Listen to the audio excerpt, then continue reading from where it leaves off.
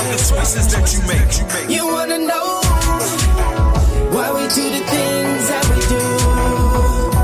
You wanna know why we say the things that we say? Systematic thinking, yeah. Why we do the things that we do? Systematic thinking.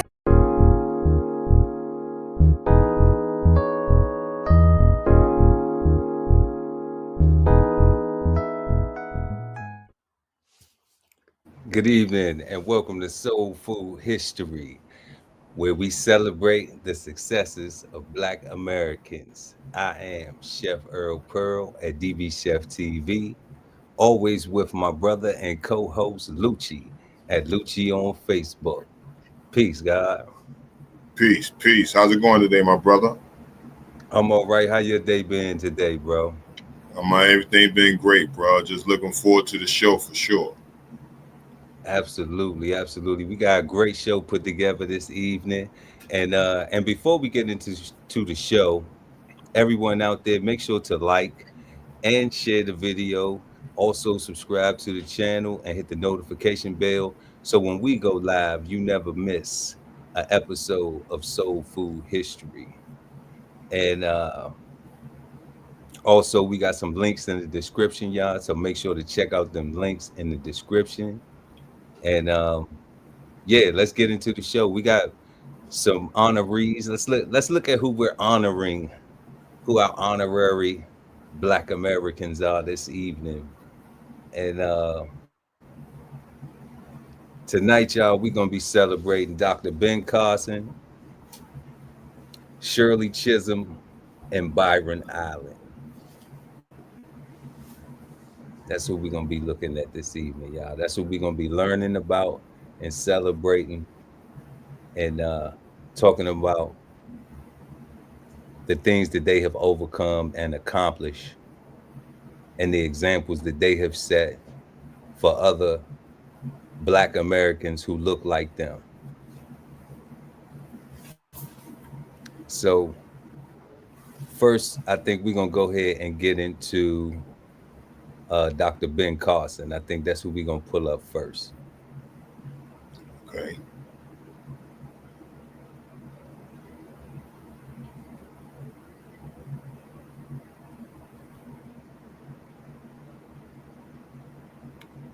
So we have Dr. Benjamin Solomon Carson Sr., born September 18th, 1951, is an American retired neurosurgeon, academic, author, and government official who served as the 17th United States Secretary of Housing and Urban Development from 2017 to 2021. A pioneer in the field of neurosurgery, he also was a candidate for president of the United States in 2016 in the Republican primaries. You know what? That completely has slipped my mind. Did you remember that he ran for that he was one of the candidates in 2016? Yes, I was aware of that, and that's why me first hearing about him when he was dealing with that platform had me thinking that he was more of a political person and involved with politics, possibly as a, career base. But as I've learned more information about him, he's centered and always been centered in the medical field.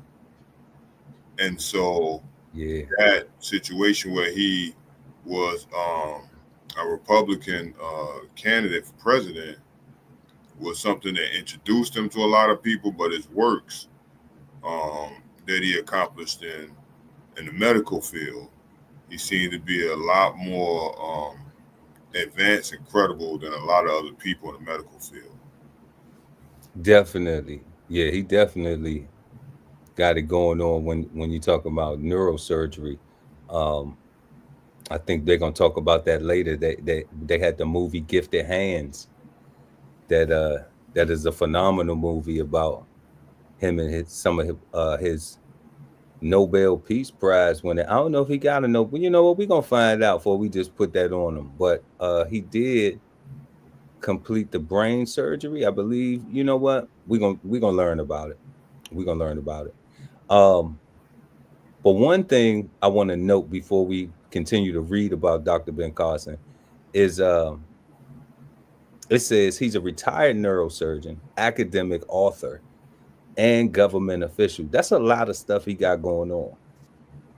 You know, that's a long list of accomplishments to start one place, to have a goal and start one place, and then segue it into other things and begin to, to assert yourself in other areas of professionalism. And like I said, y'all, we celebrate. That's what we do. So when we look at neurosurgeon, academic, author, government official, all of those things are celebratory. All of those things are noteworthy. Those accomplishments that he put his brain to, he made a plan, and he accomplished it. Not so much the president thing, but you can't win them all. But just to be in that position where you can actually possibly even get the backing of the Republican Party, that's notable.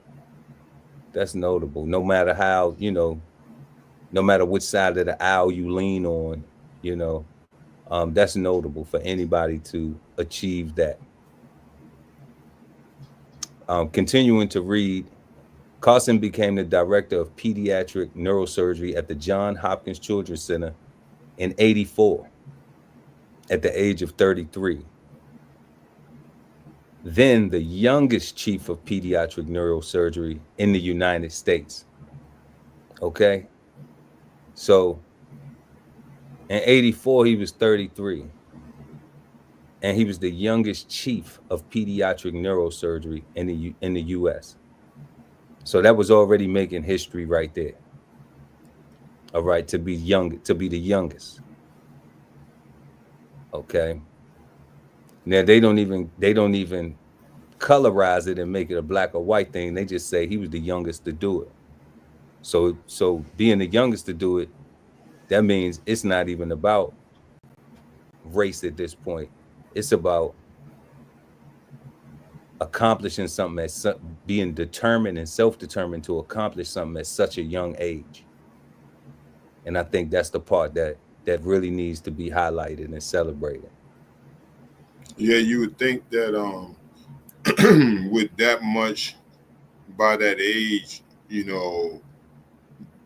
don't really speak much about his educational path yet, but I'm pretty sure it was extensive, well beyond a regular pursuit of a degree to have those titles at such a young age. So it sounds like he went to school and then went to school even more, and may have been the type of person that continued in school for quite some time, even after he had started accomplishing. Yeah, I agree. It seemed like he was not partying. He wasn't distracted by a lot of the BS that was going on. And even when you look at in '84 at 33, in '84 at 33, man, a lot of people was plagued by the crack epidemic. True. So to be born in '51, when was the Civil Rights Act was what, 63, 64? True. So he would have been 13 at around that time, and then coming up through the 60s and the 70s, shout out to his parents, man, or whoever was there, whoever was the village behind him, surrounding him, supporting his efforts, man, encouraging him, because that's also important. Continuing to read, in 1987, he gained significant fame after leading a team of surgeons in the first known separation of conjoined twins at the back of the head. Siamese twins, y'all. The first known separation of Siamese twins. Although the surgery was a success, the twins did continue to experience neurological and medical complications. And not even being a doctor, I could understand that, because they was born like that. So that's kind of like how they were supposed to be, birthed in a crazy kind of way. His additional accomplishments include performing the first successful neurosurgical procedure on a fetus inside a womb, developing new methods to treat brainstem tumors, and revitalizing hysterectomy techniques for controlling seizures. He's written over 100 neurosurgical publications, and he retired from medicine in 2013. At that time, he was a professor of neurosurgery, oncology, plastic surgery, and pediatrics at the Johns Hopkins School of Medicine. Now, you know what I'm saying? We be trying to keep it a little professional on here, but that's a lot of shit, man. Shout out to him. He was a professor of neurosurgery, oncology, plastic surgery, and pediatrics. Yeah, he really surrounded himself continuously with education. And he was not only teaching, he was still, giving examples and doing groundbreaking work by covering all those areas at the same time. And Johns Hopkins is one of the best medical institutions in this country. In the country, right? Yeah, so you're not talking about nothing lightweight, and the 100 neurosurgical publications. I mean, to me, I feel that with this type of accomplishment, he had a definite strong support within the home to be educated and well-mannered. And I feel that is probably what helped a lot of his success. He just seemed to be an example where he went and studied that, but it seemed he might have something he probably picked up in the house and continued on, something his parents or his family expected out of him, and he was able to do. And so it was easy for him to continue on with it after he gained the confidence to study and learn, and to be an example of what happens when you do study and learn. Man, he's definitely an example of getting it done for real. Like neurosurgery, oncology, plastic surgery. I mean, the first successful neurosurgical procedure on a fetus inside the womb. Inside the womb. Yeah. Complicated conditions, yeah. I mean, do we know how? Do we understand actually? Do y'all understand what we reading, what we speaking, the language that's coming out of my mouth? The first successful neurosurgical procedure on a fetus inside the womb. That means you talking about gifted hands. The brother was able to go into the womb, inside the vajayjay, okay, and work on a brain, a baby brain. And it's really nothing nowhere in the body or really in humans that neurology is not applicable. So when you coming from the basis of a neuroscience scientist, you have a lot of information about the body in particular, and you have even more depth information about blood work and chemicals and things of that nature within the human body as well, and how it all functions. So he got to have that. It's a lot of information. He got to have all that. He got all that. We want to celebrate you for that, Dr. Ben Carson, because man, that's a lot. And hopefully a young person watching this, or somebody, who 33 right now, who feeling like they want to do something different in their life, man, be inspired for real. Like I'm inspired right now, not to go and do become a neurosurgeon, but I mean just the fact, the discipline, just the amount of patience, of knowledge and determination to do these things is unbelievable. It's unbelievable. True indeed.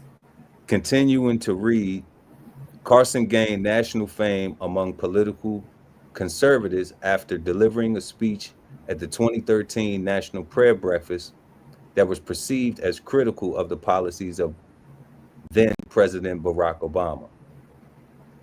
Following widespread speculation of a presidential run, Carson officially announced his campaign for the 2016 Republican nomination for president in May of 2015. He performed strongly early in the polls, leading him a considered front runner for the nomination during fall of 15, but then he withdrew from the race following a string of disappointing primary results and endorsed current president-elect Donald Trump. Following his victory, President Trump nominated Carson as Secretary of Housing and Urban Development, being confirmed by the United States Senate March 2nd, 2017. Now, we celebrate everybody, man.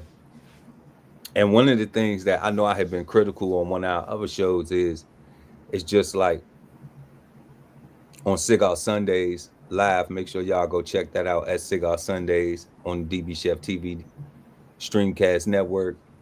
And we live every Sunday, y'all, at 8 p.m. Not every Sunday, but on Sundays at 8 p.m. I made a comment about Dr. Ben Carson. And I understand, like, when you do something now being educated as to his accomplishments in the medical field, I can see now why he wanted to go and do something different. Because sometimes you burn out, you do things for so long and you've already accomplished it. So you want to go and try something new. So I know that in the past, and I still stand firm on saying, with all of that infinite wisdom, he was a professor, and he did that.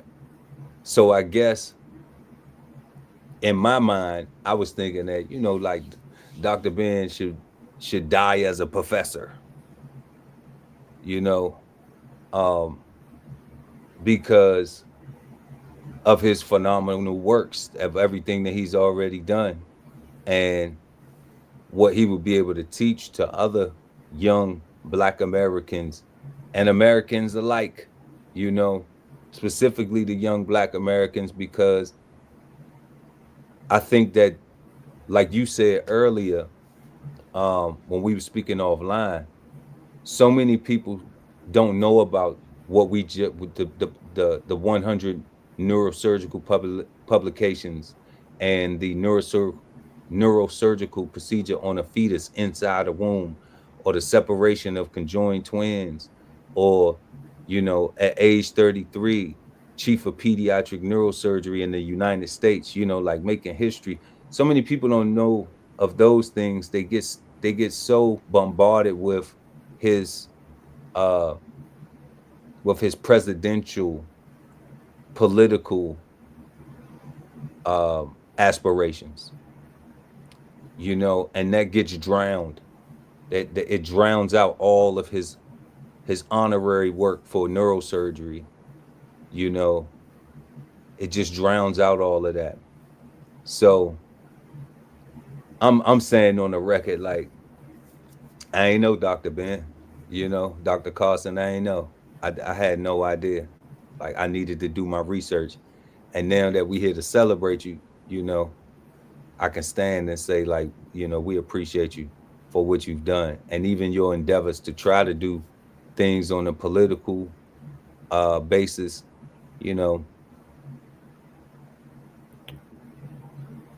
We like that too.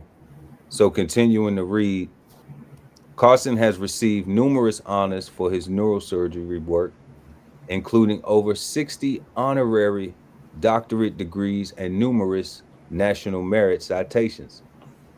In 2021, he was named by CNN and Time magazine as one of the nation's 20 foremost physicians and scientists, and was selected by the Library of Congress as one of the 89 living legends on its 200th anniversary. And that's why we celebrating you this evening, because you are a living legend. In 2008, Carson was bestowed by the Presidential Medal of Freedom, which is the highest civilian award in the United States. In 2010, he was elected to the National Academy of Medicine, and he was the subject of the 2009 biographical television film Gifted Hands, the Ben Carson story, which we recommend everybody go watch, and it was played by Cuba Gooding Jr., which is a phenomenal picture. Y'all need to go watch that if you haven't seen it. So, early life and education. Carson's parents were Robert Solomon Carson Jr., a World War II U.S. Army veteran, and Sonia Carson. Both from large families in Georgia, Carson's parents met and married while living in rural Tennessee when his mother was 13 and his father was 28. After Robert's completion of military service, they moved from Chattanooga, Tennessee to Detroit, where they lived in a large house in the Indian Village neighborhood.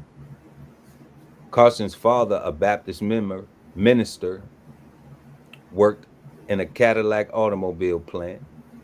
His older brother Curtis was born in 49 when his mother was 20. And in 1950, Carson's parents purchased a new 733 square foot single family detached home on Deacon Street in the Boyton neighborhood of Southwest Detroit, where Carson was born on September 18th, 1951. Carson's Detroit public school education began in 1956 at the Fisher School and continued through first, second grades and the first half of third grade, during which the time he was an average student. When Carson was 5 years old, his mother and he moved with his mother. Oh, okay. Pardon me. His mother learned that his father had a prior family and had not divorced his first wife. So this is showing y'all like that Ben Carson came from humble beginnings. Okay.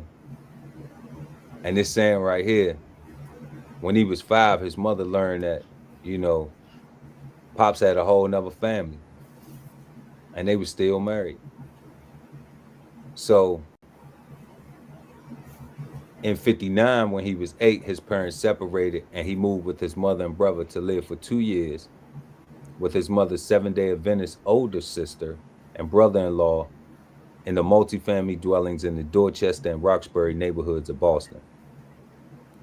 In Boston, Carson's mother attempted suicide and had several hospitalizations for depression, and for the first time began working outside the home as a domestic worker, while Carson and his brother attended a 2-classroom school at the Berea Seventh-day Adventist Church, where two teachers taught 8 grades, and the vast majority of the time was spent singing songs and playing games. So this is, I had to apologize, y'all, because sometimes I read a little bit faster than I speak, a whole lot faster than I speak. And I was reading ahead. Sometimes I start reading ahead. But this is a key thing right here when we look at the backgrounds that we come from and the adversities and the things within our households that we have to overcome, the traumas within our household. You know, Dr. Carson and his brother had to attend a 2-classroom school. Okay. And it said there were only 2 teachers that taught 8 grades. And the vast majority of time was spent singing songs and recess. Okay. So this is a key point where we look at a lot of people now say cultivating your children and getting them good study habits and things like that starts early. And this is showing that even early he had all of these, his mother in and out the hospital. You know, you a child and your mother and your mama going in and out the hospital. You don't know if she gonna die.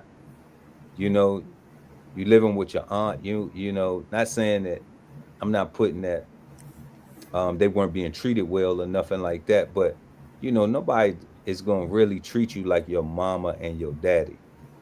You know, when you have loving parents.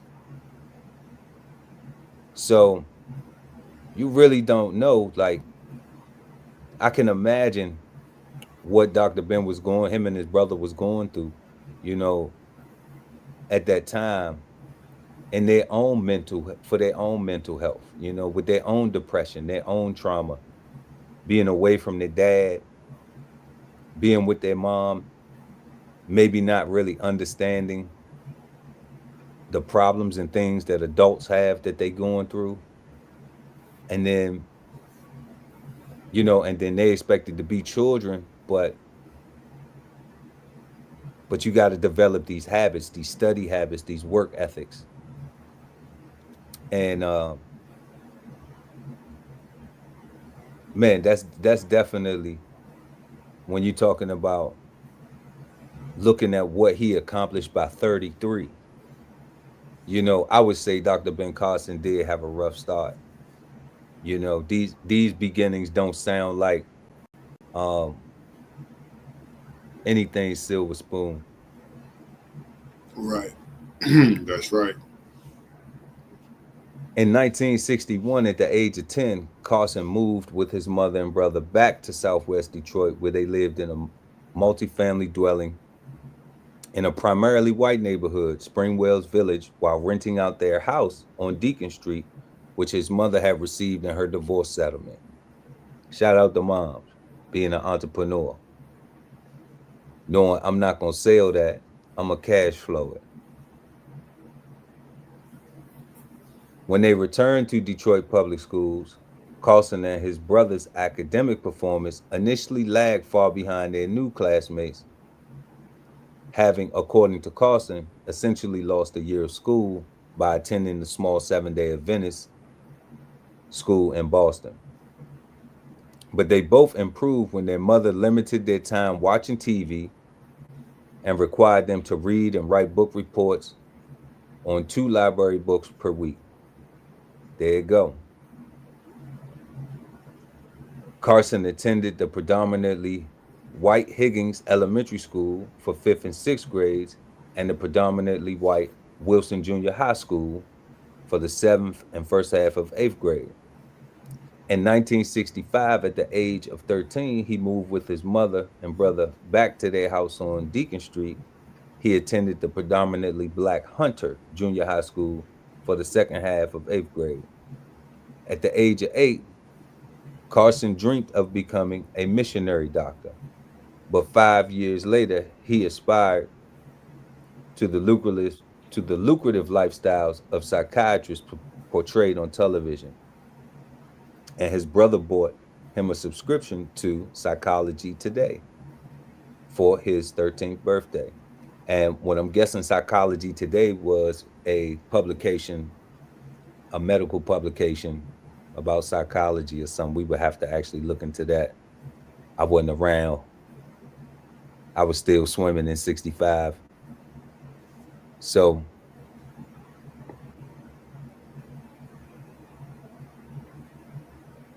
high school, by grade 9, the family's financial situation had improved. His mother surprised neighbors by paying cash to buy a new house, or to buy a new Chrysler. And the only government assistance they still relied on was food stamps. Carson attended the predominantly black Southwestern High School for grades 9 through 12, graduating third in his class academically. In high school, he played the euphonium in a band and participated in forensics, public speaking, chess club, and he was a U.S. Army Junior Reserve officer in the ROTC, where he reached his highest rank, cadet colonel. Carson served as a laboratory assistant in the high school's biology, chemistry, and physics school laboratories beginning in grades 10, 11, and 12, respectively, and worked as a biology laboratory assistant at Wayne State University for summer grades for the summer between grades 11 and 12. In his book, Gifted Hands, Carson relates that as a youth, he had a violent temper. As a teenager, he would go after people with rocks and bricks and baseball bats and hammers, Carson told NBC Meet the Press in October 2015. He said he once tried to hit his mother in the head with a hammer over a clothing dispute. While in the 9th grade, he tried to stab a friend who had changed the radio station. Unfortunately, the blade broke in his friend's, well, unfortunately, pardon me. Fortunately, the blade broke in his friend's belt buckle. Carson said the intended victim, whose identity he wants to protect, was a classmate, a friend, or a close relative. After this incident, Carson said he began reading Book of Proverbs and applying verses on anger. As a result, he states he never had another problem with his temper. Thank you, Jesus. In his various books at campaign events, he repeated these stories and said he once attacked a schoolmate with a combination lock. 9 friends, classmates, and neighbors who grew up with him told CNN in 2025 they did not remember the anger or the violence as he described. In response, Carson posted on Facebook a 1997 Parade magazine issue in which his mother verified the stabbing incident.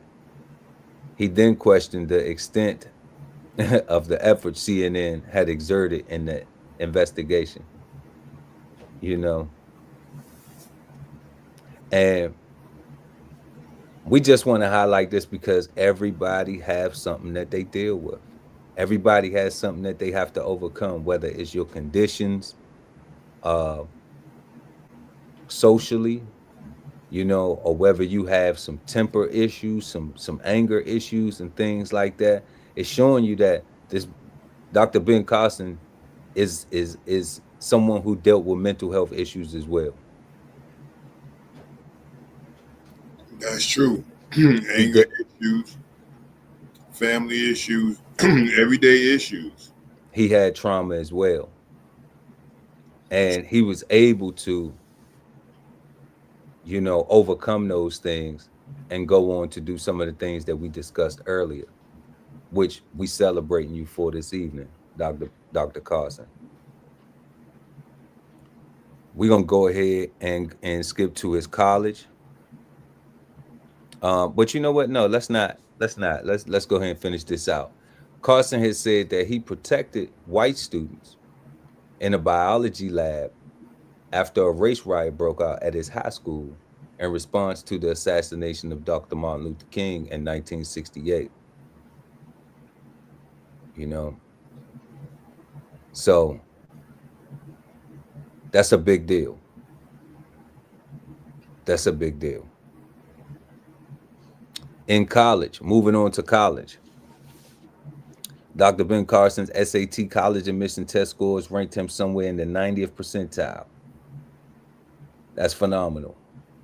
He wanted to attend college farther away than his brother, who was at the University of Michigan. Carson says he narrowed his college choices to Harvard or Yale, but could only afford the $10 application fee to apply for one. So he decided to apply to Yale after seeing a team from Yale defeat the team from Harvard on the GE College Bowl television show. Carson was accepted by Yale and offered a full scholarship covering tuition, room, and board. In 1973, Carson graduated with a Bachelor's of Arts degree in psychology from Yale with a fairly respectable grade point average, although far from the top of the class. And the thing here is you don't have to be at the top. You just need to be doing something and making sure that you are doing it. Making sure that you stand focused and not getting distracted. Because being at the top isn't always going to be, being at the top early doesn't mean that that's your plateau. If you keep going, you don't know where your top is, you know, and we clearly see that.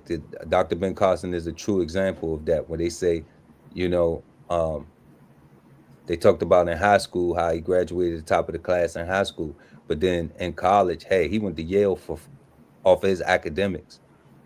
He got himself there. All right. And then he still graduated. Don't matter if it was at the top of the class or not, because what he did, some people who graduated with him will never do. So know that. And some of them people don't have a person like us celebrating them on this podcast like we doing tonight. Carson does not say in his books whether he received a college student deferment during the Vietnam War.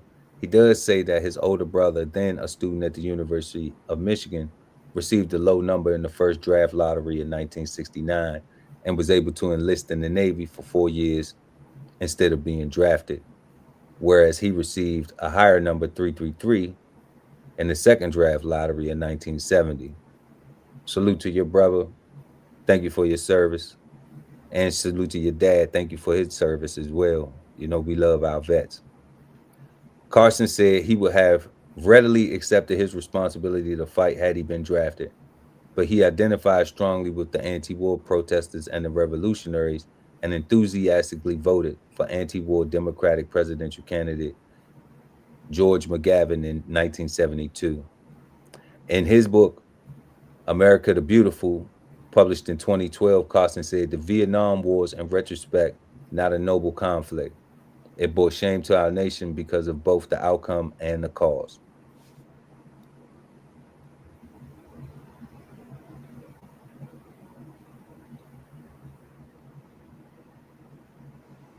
In the summers following his high school graduation until his second year in medical school, Carson worked at a variety of jobs as a clerk at a payroll office for Ford Motor Company, supervisor of a 6-person crew picking up trash along the highway under a federal jobs program for inner city students, a clerk in the mailroom of the Young Rubicon advertising company,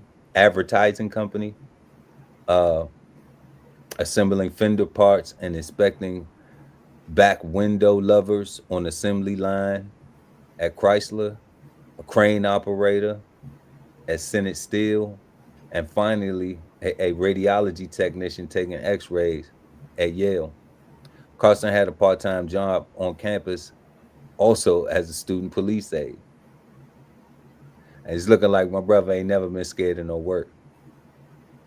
That's true.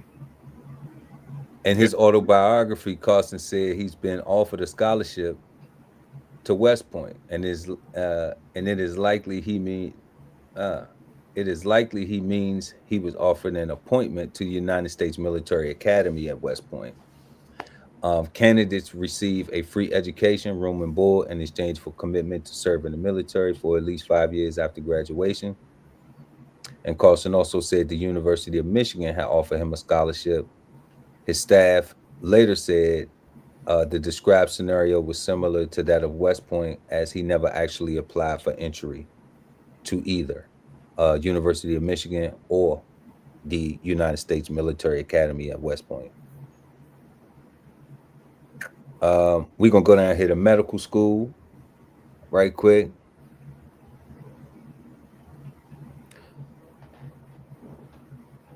Okay, so Dr. Ben Carson entered the University of Michigan Medical School in 1973.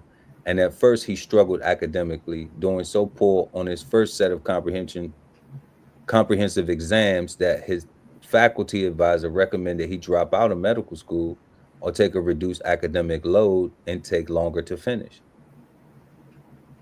He said, "Nope, I'm going to tighten up. I'm going to challenge myself, and I'm going to adapt and overcome." He continued with the regular academic load, and his grades improved to average on his first year of medical school. By his second year, Carson began to excel academically by seldom attending lectures and instead studying textbooks and lecture notes from 6 a.m. to 11 p.m. Carson graduated from the University of Medical School with a medical degree in 1977, and he was elected to the Alpha Omega Alpha Honor Medical Society. Carson was then accepted by the Johns Hopkins University School of Medicine neurosurgery program, where he served 1 year as a surgical intern and 5 years as a neurosurgery resident, completing the final year as a chief resident in 1983. He then spent 1 year, 83 and 84, as the senior registrar in neurosurgery at the Sir Charles Garner Hospital in Needlands, a suburb of Perth, Western Australia. So he took it overseas with it. He went overseas with it. He went overseas with it. So when you even look at even starting, you know, like, so they say, okay, well, he didn't graduate at the top of the class coming out of Yale. But then even when he went to medical school, it still was, you know, some acclimating that he had to get to do. It still was something that he had to figure out. And he still figured it out. He didn't stop. He said, you know what? It don't matter if, you know, if I can't do this or I can't do that right now, because I'm gonna be able to do it. And watch when I get there. I feel you, Dr. Ben Carson. I'm on the same thing right now with the path I'm on in life. Let's continue reading. Medical career. Upon returning to Johns Hopkins in 1984, Carson was appointed to the university's director of pediatric neurosurgery. As a surgeon, he specialized in traumatic brain injuries, brain and spinal cord tumors, achondroplasia, neurosurgical and congenital disorders, craniostenosis, I don't even know, epilepsy, and trigeminal neuralgia. Man, I don't even know those words, but that's what he was doing. It sounds like some pretty you know, yeah, some pretty scientific. It sounds very scientific. Right. Right. So while at Johns Hopkins, Carson figured out in the reveal of the hysterectomy, in the revival of the hysterectomy, a drastic surgical procedure in which part or all of one hemisphere of the brain is removed to control severe pediatric epilepsy. It says, encouraged by John M. Freeman, he refined the procedure in the 1980s and performed it many times. In 1987, Carson lead neurosurgeon of was the lead neurosurgeon of a 70-member surgical team that separated the conjoined twins, Patrick and Benjamin Byner, who had been joined at the back of the head. The separation surgery held promise in part because twin boys had separate brains. The Johns Hopkins Children's Center surgical team rehearsed the surgery for weeks, practicing on two dolls secured together by Velcro. Although there were few follow-up stories following the Binder twins' return to Germany 7 months after the operation, both twins were reportedly far from normal 2 years after the procedure, with one in a vegetative state. Neither twin was ever able to talk or care for themselves, and both eventually became wards of the state. So it goes on to say that they passed away, and that the surgery served as a model for similar twin separations, with the procedure being refined in subsequent decades. Carson participated in 4 subsequent high-risk conjoined twins separations, including a 1997 operation on some Zambian twins, Joseph and Luca Banda, which resulted in a normal neurological outcome. 2 sets of twins died, including Iranian twins, and another separation in the death of one twin and survival of other.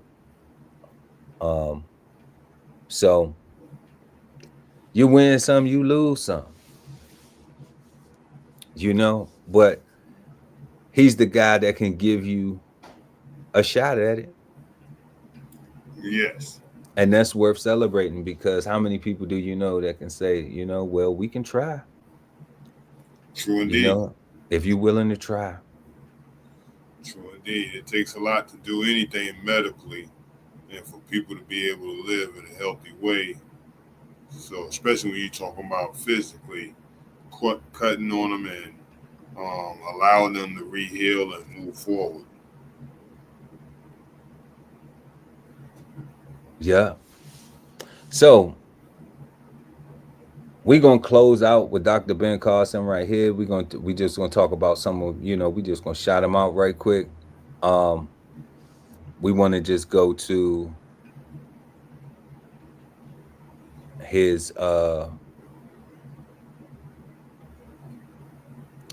articles, books, business, relationship, and media posts, because Dr. Ben Carson is still alive. So one of the things is, it's like we give a lot of credit to people who have died, and rightfully so. But I think that we sometimes don't shine enough light on the people who are still alive. And that's what we're trying to do. That's one of our goals here on Soul Food History, is we want to celebrate some of the lives, a lot of the lives, all of them, of the people who are alive, who you can actually see the flowers that they receive. And we're going to help give them their flowers. Outside of, people being human and making mistakes. We don't care about that. We don't care about the mistakes. We're going to learn from it. The observation is the key. You can learn from what somebody else has done. So if you learn from it and you say, okay, well, they did that and that wasn't too wise. I don't want to put myself in that situation. So now you have an example before you have to go jump off the bridge. And that's why we're going to highlight those things too when we get to certain people that we talk about. Y'all going to hear us talk about some of the negative things that we see, that some of these people that we celebrating, some of these Black Americans that we are celebrating, we've seen them overcome. We've seen them endure. But we want to highlight all the positive things, all the things to say, you know what, I can do that. If they had this one thing that they did that was a bad thing, I don't have to add that to my goals. I don't have to add that to my journey, to my path. I can learn from what they did and let that be an example. But it's important that we study the things that they overcame because we all in America. You know, this was 1951. Dr. Ben Carson was born. So a lot of people today have a lot of excuses and haven't even endured a lot of the things that he had to go through, or people who had to come up in those times. But they got all the excuses, but no work ethic. Well, to me, that also showed that given the opportunities, you should try to take advantage of them and use the potential that you have access to. And a lot of people may not do that, and a lot of more people may not have opportunities to even attempt that. Sometimes people that I spoke about the least can accomplish a lot and be the support to somebody that does very well. But where would the support come from? The knowledge, the guidance, the motivation to even stay focused.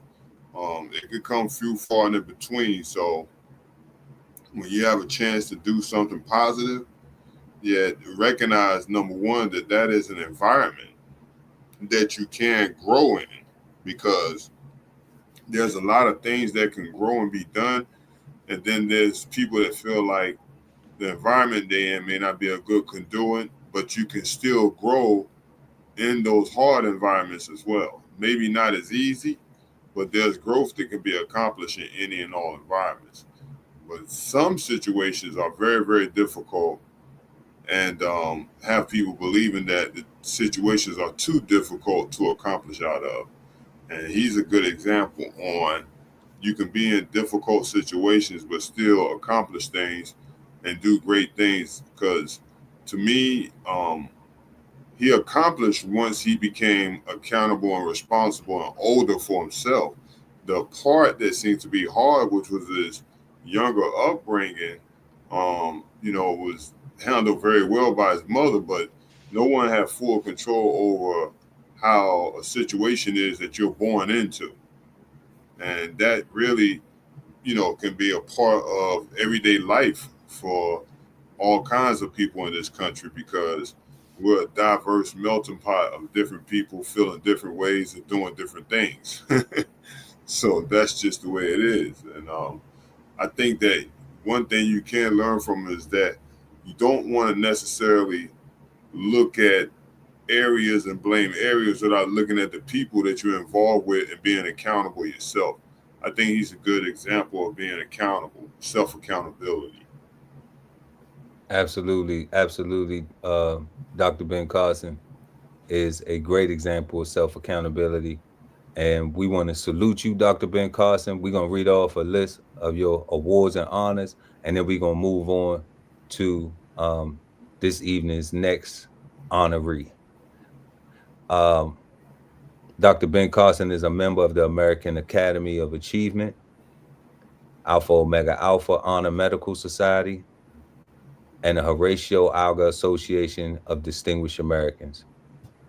Carson has been awarded 38 honorary doctorate degrees. He's a doctor over doctor, and dozens of national merit citations. He is an emeritus fellow at the emeritus fellow of the Yale Corporation. All right. Detroit Public Schools opened the Dr. Benjamin Carson High School of Science and Medicine for students interested in pursuing healthcare careers.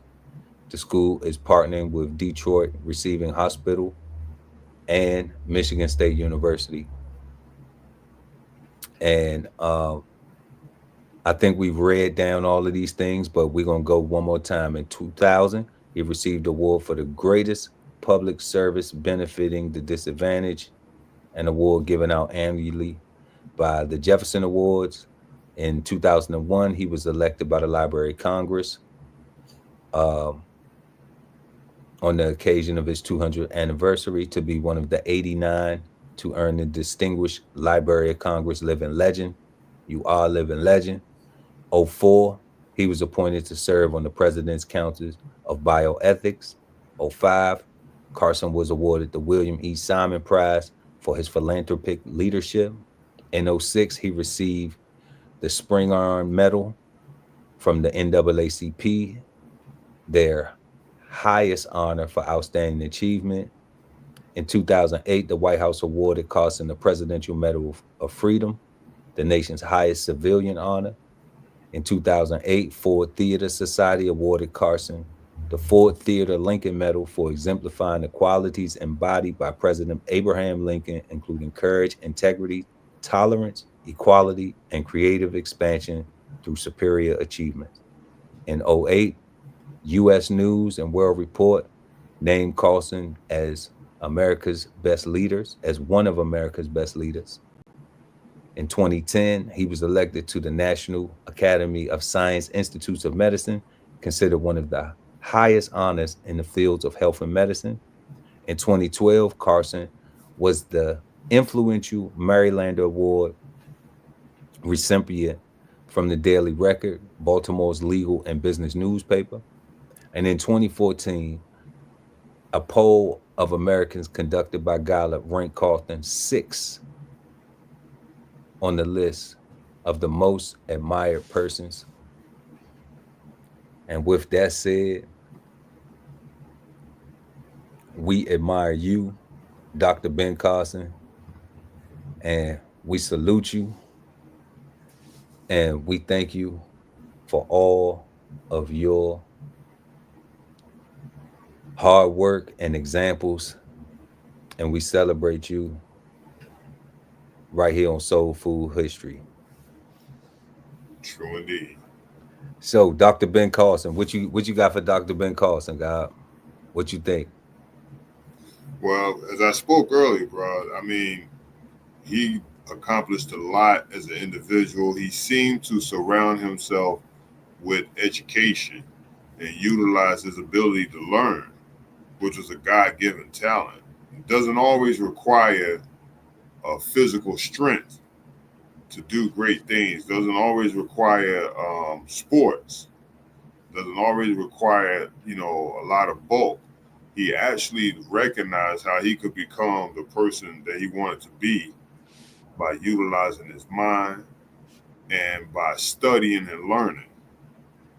So you don't hear about the Nobel Peace Prize, and you don't hear about him receiving so many distinguished honorary awards from around the world.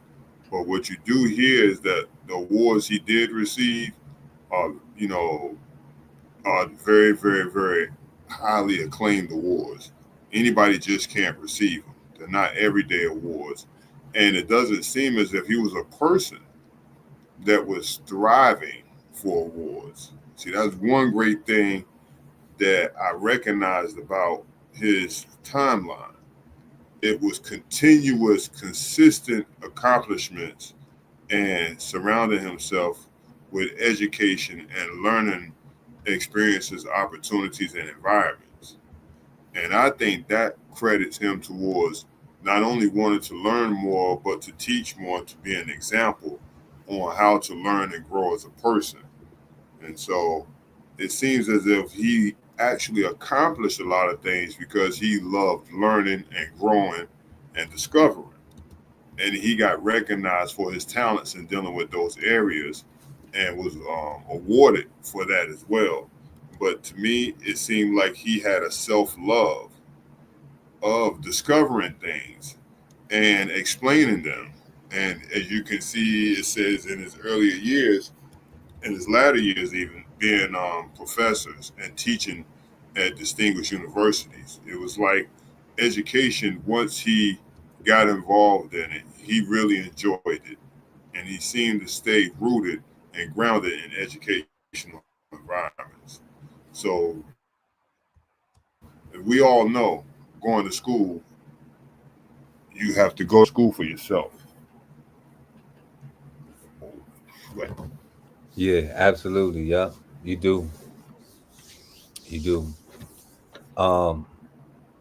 Man, so Dr. Ben Carson, one of the things you made a comment, and I wanted I wanted to talk about before we get into Shirley Chisholm. Um, who doesn't have opportunity in America? That's a thing that I always wonder because I traveled around the world and I seen people that don't have opportunity. So I always try to figure out like who doesn't have opportunity here. Like I get the history Well, see, of what American history is, but who doesn't have the opportunity? Because like with Ben Carson, what he did was, we saw that Dr. Ben Carson had his own struggles with his family, with his mom and their relations, their life and stuff like that. But we also saw um that his academics, him going to school and they said that it read that his mother did set a standard. She did require him and his brother to study. So I get it where you don't have parents and with like a lot of households, but he had a single parent household too. So, mom had to be at work, you know. So what I'm looking at is like, okay, well, if his mom had to be at work, right? And then there's the other people.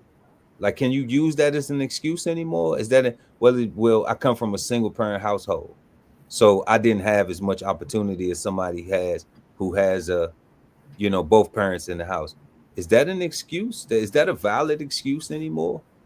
well, Like it can be. I know times that it can be because when you're dealing with a society like today, um, I know in the past people will feel like it shouldn't really be a factor. But when you're looking at it from a perspective of a young person who is expected to accomplish, first thing you have to recognize about society is they have things called schedules, timelines, expectations. So if you notice, Dr. Carson had expectations on him. I mean, at a young age, that he said, it was stated he was a grade behind in school. Okay. So that is an expected thing that's placed upon all people in society, meaning that you are expected to accomplish a certain amount of things, child or not, by a certain time. You are expected to have an understanding on what college you're going to go to by the time you graduate from high school. These are expected things that exist in society. And going back to your question, is the opportunity available for everybody? Some of them are able to get within that time frame to catch those opportunities that are time sensitive. Not everybody's circumstances will allow them to line up or align with a time sensitive situation. That's in regards to young mothers, young pregnancy, things of that nature, where the mother may come out of school for a year or two before she returned to school, but she's not the same age in a different grade. And so it just affects them and how they lead on what other opportunities they get. Yes, they still have opportunities. Yes, they okay, still so have that's my question though, because that was my question, because it's like even if you hit a roadblock, because that's what that sounds like. Okay, I got pregnant young, right? This is the young lady saying she got pregnant young, right? Okay, but then she was still determined to not let getting pregnant young stop her from whatever it is she aspired to do. right. So that means that she sought out the opportunities, but she had a plan, she had a goal, and then you learn things along the way. It's just like with DB Chef TV, like we learning things along the way. It's not just perfect from inception, right? No, And I don't think anything is perfect from inception, you right. know. So it has to be shaped, crafted, nurtured, right? And but there's opportunity. There's always opportunity. That was the main thing why I wanted to bring that point up, because I hear that so much, like it's not opportunity, and it's like it is opportunity, but Yeah. are you creating any opportunity for yourself? Well, You know? first of all, you gotta have a good understanding on what opportunities are they for real available, and you may only be getting a diluted version of the list of opportunities that may truly be available. It could be a shorter list, it could be a longer list actually, but misinformation and disinformation. I have people thinking they don't have no opportunities, and then have people thinking they got more opportunities when they actually have. So you definitely want to try to line up with looking at where you're listening to them and the source of where you're getting information from. Try to deal with as many professional people as you can in that area, because every professional may not tell you right.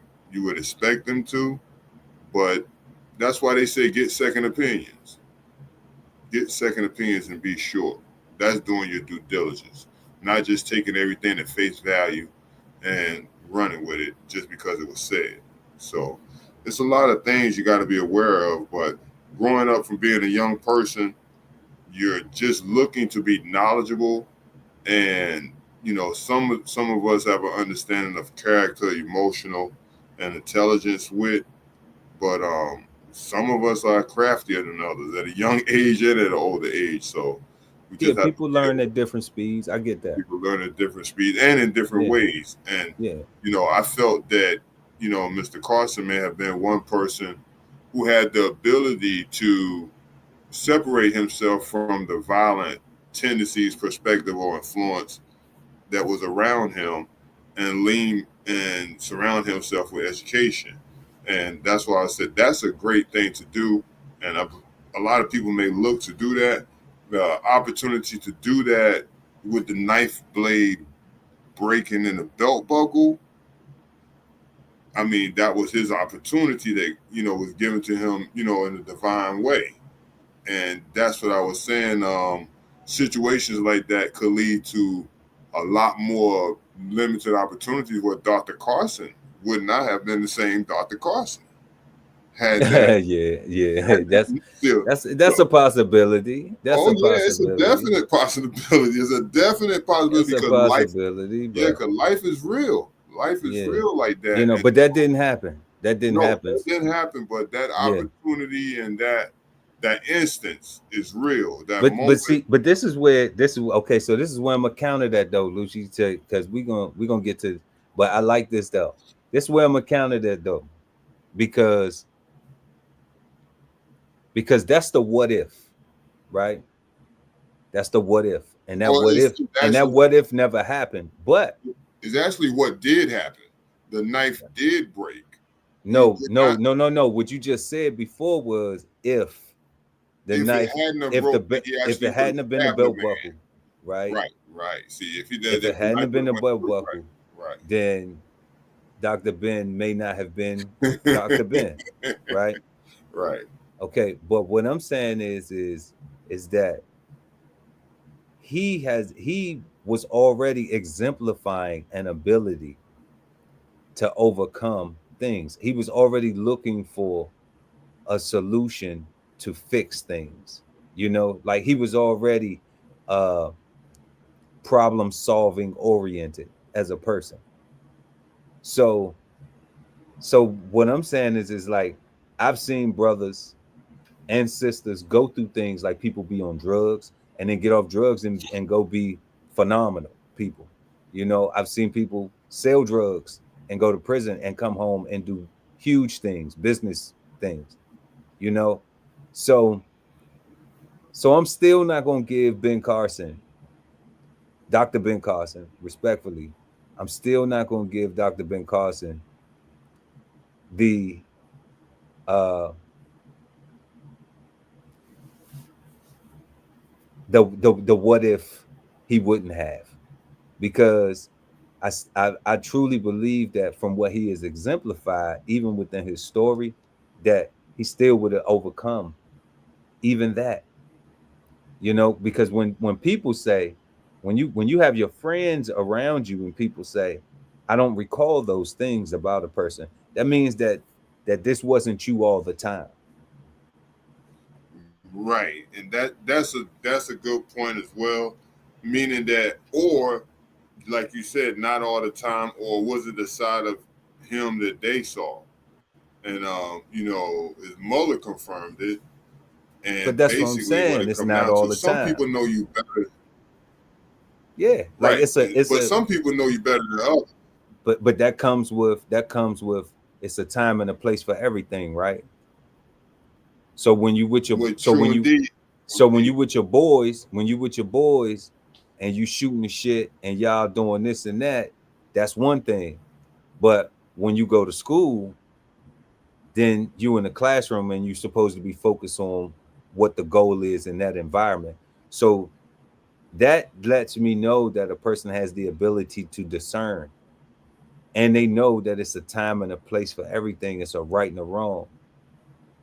So that is not a person that's thinking, I'm me everywhere. I'm gonna be me everywhere. You know, like, take me as I am. I'm if I'm rude and obnoxious in private, I'm gonna be rude and obnoxious in person, and I'm gonna be rude and obnoxious in every setting that I go to. It doesn't matter. I don't know how to act. I'm acting like I want to act. And either you have to accept me in this space, or you know I'm not for this space. So when people, and I know people who are like that, I know people who they know better, but they don't, they aren't too successful, because nobody wants to be around them. And when nobody wants to be around you, then how do you get things done? You're pretty much by yourself a lot, right? So that's counterproductive.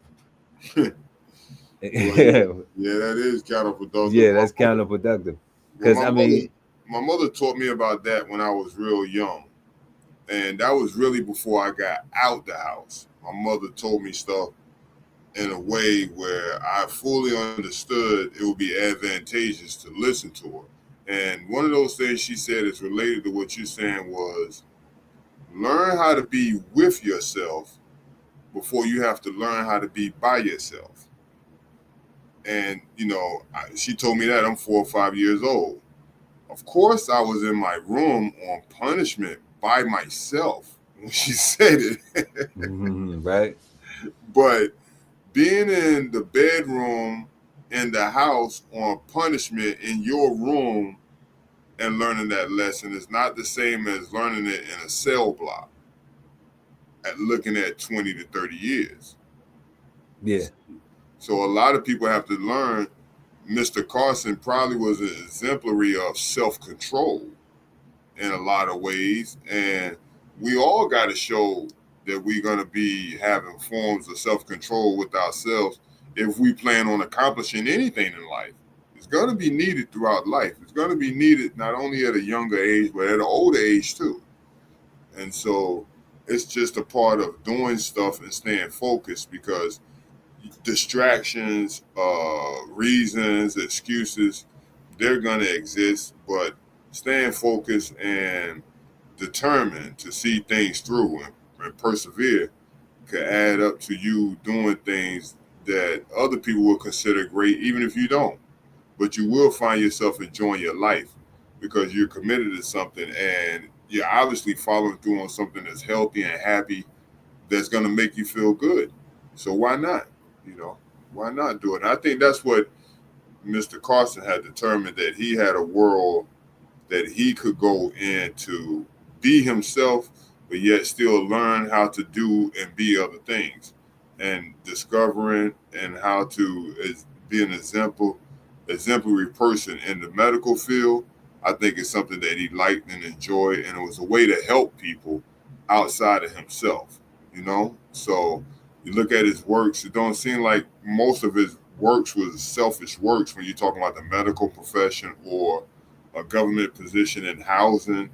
It's not really a lot of self-centered accomplishment like running miles or being an athlete. You know what I mean? In that sense. So I think he just really is a caring person, and being with the right parents raised the right way is made him a better person. Absolutely, absolutely. Yeah. Shout out to Dr. Ben Carson. We salute you as one of our as soul food history. You know, we want to induct you into the Soul Food History Hall of Fame, you know, and people should be learning about who you are while you're alive and giving you your flowers while you're alive. For real. Our next honoree tonight is Miss the Honorable Shirley Chisholm. And we're going to get into Miss Shirley Chisholm this evening. Let's go ahead and bring her up.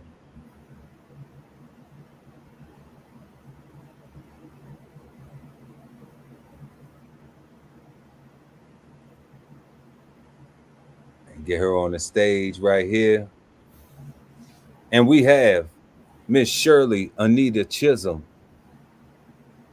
born November 30th, 1924. Transition January 2005. May she rest in power and peace. Was an American politician who, in 1968, became the first Black woman to be elected to the United States Congress. The first. Okay? So it wasn't no question with Shirley Chisholm whether she was Black or any of this other stuff that we saw in this past election, which was crazy. But continuing on, Chisholm represented New York's 12th congressional district, a district centered in Bedford-Stuyvesant, Brooklyn, for 7 terms from 1969 to 1983. In 1972, she became the first Black candidate for a major party nomination for the President of the United States and the first woman to run for the Democratic Party's presidential nomination. Now, Shirley Chisholm was the first woman to run for the nomination. All right? Throughout her career, she was known for taking a resolute stand against economic, social, and political injustices, as well as being a strong supporter of Black civil rights and women's rights. Born in Brooklyn, New York, she spent ages 5 through 9 in Barbados, and she always considered herself a Barbadian American. Shout out to Rihanna. She excelled at school and earned her college degree in the United States. She started working in early childhood education, and she became involved in the local Democratic Party politics in 1950.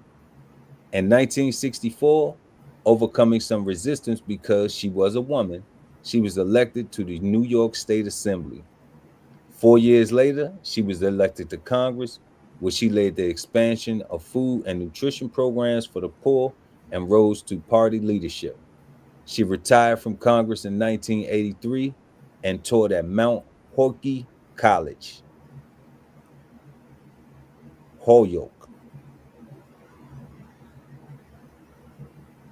Yeah, I'm gonna say Holyoke. That's what I'm gonna say. I may be pronouncing that wrong. While continuing her political organizing. All right. Well, she retired in 1983 and taught at Mount Holyoke College while continuing her political organizing. Although nominated for the ambassadorship to Jamaica in 1993, health issues caused her to withdraw. In 2015, Chisholm was posthumously awarded the Presidential Medal of Freedom. So 10 years later, after she died, she got the Presidential Medal of Freedom.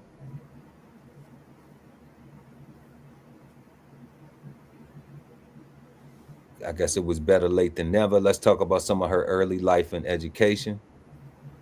But don't worry about it, Miss Chisholm, because we got you today. We celebrating you today. and everything, and all of your hard works and all of your contributions, your struggle, your glory, everything. We appreciate you. We value, we salute you. We celebrate you. We honor you. We appreciate you. Shirley Anita St. Hill was born to immigrant parents on November 30, 1924 in Brooklyn, New York. She was of Afro-Guyanese and Afro-Barbadian descent. If y'all don't know where Guyana is, it is located next to, I want to say, Colombia and Venezuela. It's a country in South America, northeastern South America. She had 3 younger sisters, 2 born within 3 years of her and 1 later. Her father, Charles Christopher St. Hill, was born in British Guyana before moving to Barbados. He also arrived in New York City via Antilla, Cuba in 1923. Her mother, Ruby Seal, was born in Christchurch, Barbados, and arrived in New York City in 1921. Charles St. Hill her dad was a laborer who worked in a factory that made burlap bags as a baker's helper. Ruby St. Hill was a seamstress and a domestic worker who experienced the difficulty of working outside the home while simultaneously raising her children. So once again, we looked at Dr. Ben Carson's parents. We looking at Shirley Chisholm's parents. We looking at, these not rich. They not coming from no rich background. They not coming. It ain't no silver spoons. These are people who are determined to do the things that they set out to do, and they make a plan and they execute. And this is one of the things, like when we was talking about earlier, like looking for opportunities and thinking that people don't have opportunities. I'm saying the opportunity is here. I'm saying, what do you want to do? And are you willing to do the work to accomplish it? Or is it just easier to make an excuse and say, you know what, I can't do this because of this, or I can't do this, when you really don't want to do it? If you really don't want to do it, that's the thing that people need to be more honest with, is that, it looks like too much work, or no, I'm not up to do that. So shout out to the people that we celebrating tonight, to these Black Americans that we are celebrating this evening, because I don't see that in their DNA. I don't see excuses, no matter what kind it is, whether it's a mental health or whether it's a physical, or I come from this background. Their dad made burlap bags. How much could you think that he had made? What was his salary making burlap bags as a baker's helper? He probably was able to take a lot of bread home, that didn't sell. But how much money do you think that he was really able to make off that? Trying to raise, how many babies they had? 2 born within 3 years and 1 later. So it's her and it's 4 siblings. It's 4 of them. But I've seen a lot of situations where the sustenance of love, carries over and replaces things that people may not have. Because when your life is monetarily, right? Yeah. Monetarily and physically. Because when your life is full of love, your life and your day is going to be lovely, regardless of whether you have 3 things or 20. You're having a lovely day, and you're going to have a lovely day with lovely people. And we may only have 1 thing today, but this is the one thing that we're going to enjoy and continue to love and live amongst each other with.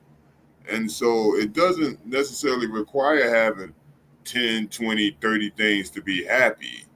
And a lot of people who are truly happy within themselves do not need a lot of things to be happy. Do not need a lot of things to be motivated. Do not need a lot of things or support to do right, because that shows character when you can do things without a crowd behind you. You know, when you don't have a mascot or cheerleaders and you can still do great things or right things. That shows your character. And can't nobody else show that but you. I get that. We talking about our parents though. You know, your parents are your biggest cheerleaders. You know, they're your biggest, you know, criticizers, you know, helpers, you know, inspiration, motivators, you know, and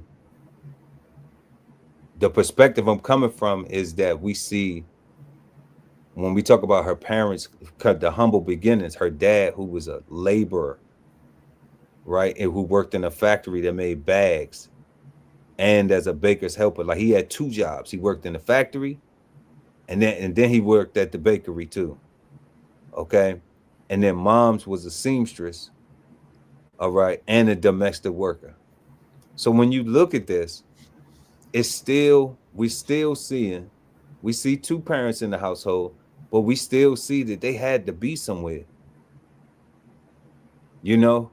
So like when you spending time with 2 jobs, you're not spending a lot of time at, you know, ballet and soccer and piano and, you know, because you got to go and pay for this stuff, karate. You get it? So the child has to have some form of self-determination on their own, some form of self-discipline. It has to be in you, you know, even though it has to be cultivated, you know. It's at a certain time though, after a while your parents say you have to do this, you get grown, you're like, nah, I don't really have to do that, I'm not gonna do that, you know. But if you have a desire for it, you have a love for it, and you say, you know what, yeah, I'm gonna focus on this, then you already have invested yourself into it. If you can see, like, you know what, possibly I can use this, I want to go to college. Look at our lifestyle. You can see other people. You know, Shirley Chisholm was born in 1924.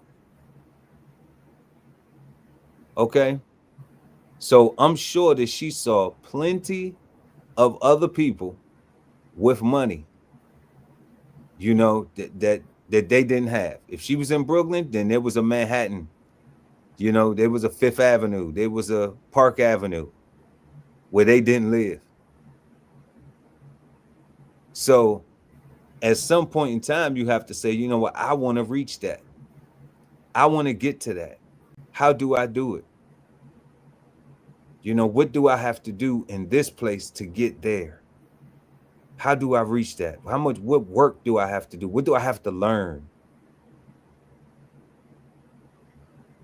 And that's something that I'm saying that, like, that should be celebrated and noted, should be pointed out, that like for anybody that's a Black American that's saying that, you know, well, I come from this background, or that is an excuse. Because there are people who have done it before, and there are people that continue to do it. And that's what I like about Miss Chisholm statement, where she was speaking about her granny, and she was speaking on how her granny gave her strength, dignity, and love. And she learned that at an early age she was somebody. And she didn't name because of the Cadillac or the nice outfit. She didn't say because we had great furniture and nice china. No, she said love, dignity, and strength. All of those are spiritual, and she got them from her grandma. And that are the things that anyone can grasp onto and use as a pillar to grow and be a great person. And it doesn't cost money. And some people can recognize those things and how much happiness they bring to you, despite what you have physically. and it makes a difference. It makes a difference, and I think she wanted to make sure that her grandmother teaching her that she was somebody meant that whether she had or not, she wasn't going to believe she wasn't somebody because her grandmother already told her she was, based on how she felt and how she carried herself, her character. And I think that stands very, very strong. That stands very, very strong. A person with that know that they're worth something, no matter whether others see it in them or not. And that might have led to her wanting to be a voice for people she felt that may not had a voice, or that she could be a voice for and relate to. I mean, when she was born in 1924, so she's seen it all happen. That's right. You know, I mean, she was in 63, 60. She was already 40 years old. That's right. You know, so I mean, she was a grown ass woman, and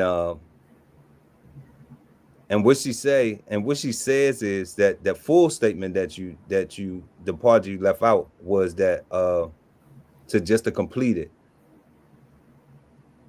As a consequence, in November 1929, when Shirley turned 5, she and her 2 sisters were sent to Barbados on the MS Volcana to live with their maternal grandmother, Emmeline Seal. Shirley later said that Granny gave me strength, dignity, and love. I learned that from an early age that I was somebody, and I didn't need the Black Revolution to teach me that. Now that's powerful, because she learned that she was somebody not with the basis of violence or anger. She learned that she was somebody based on love and nurturing. Or to fight for equality. And right? She to fight for equality. And she used that. And she used that to defend herself and the love that grew within her. Yeah, she used it to defend what she loved. Yeah, because I ain't see a revolution. I haven't seen a revolution. But one thing about her that is unique is that you listen to time that she existed and were doing her works, and it was during a revolutionary time that she was raised and she grew up for Black people, because 1924 preceded Martin Luther King and way before Malcolm X. Yeah, but she actually had a position in the government fighting for her people and what she cared for. No, she didn't. No. This is real early, when she was only 5 or 6 years old, 10 years old. No, I'm saying that in her lifetime, she had a position in the government. Yeah, she did. She was the first people. Okay, that's all I'm saying. She was the first Black woman elected to the Senate. Okay, so with that being said, the love that she had wasn't something she just used in her neighborhood. No, it was something that she used in her job, even though the job was a government job. She did not lose the love or the dignity and respect for herself and her people. She continually keep that no matter what she went through or came through. And I think that's powerful. That's powerful because it caused her to defend herself, but it might have caused her to defend herself and us as a people in a loving way. I get that. I get what you're saying. I agree with that.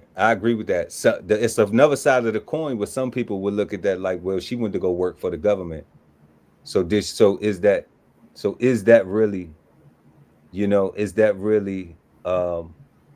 like the way you articulated it, saying that she still had a love for the people, understanding that, the things that the government had from American history had inflicted on the Black people.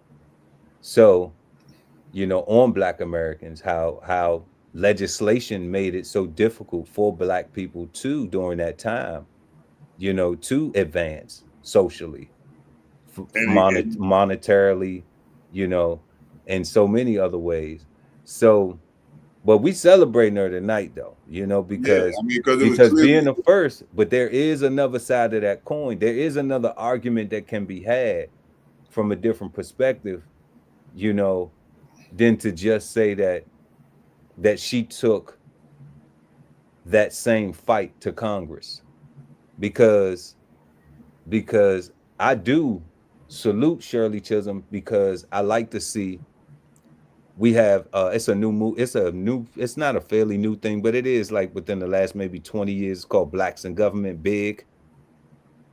And you know, that's a fairly new thing. That's only 20, we in 2024, right? So it's only 20 years old that this big thing has been a thing that is where black people in government, black Americans in government, have felt comfortable enough to get together and, you know, basically segregate themselves amongst, you know, amongst the government uh offices, and then come together collectively to say, hey, you know, we are this group, and we're going to, you know, facilitate trying to help other blacks Americans get employment, you know, and know about the their rights and benefits, and you know, and all of the progresses and things like that, and government functions and opportunities. So, you know, it is one of them things where it's like, I like it. I like the part where she says, I didn't need the Black Revolution to teach me that. However, her parents did send her to Barbados in 1920, in a very, very racially divided America in the 20s and 30s. And what they did was they put her in an environment. If you are unaware, I believe the Barbados is was colonized by the British, but it's a lot more black people in positions of authority and governance and reverence, you know. So it wasn't in Barbados. If you look at like the Bahamas, Barbados, places like that, maybe even Trinidad, um, Jamaica, you see places that historically have, that are black countries. All right, you see their political structures, their government offices, and things like that, where it's not the first time something is happening. It's not the first time that you seeing, you know, a black person elected to something, because that's what the population is the majority of. It's only here in America where we have these things, you know, like if this whole race thing of black, white, Hispanic, checking the box, if this whole checking the box thing never, then we would just be talking about American success. It wouldn't really be a need to put a black on it. But because we do this here, because this is a part of American culture, you know, where you have to identify as something. All right. Then, and for so long, there was a lack of inclusivity based on the policies, based on American history. All right. That's why we could get in when was she appointed? We could we say in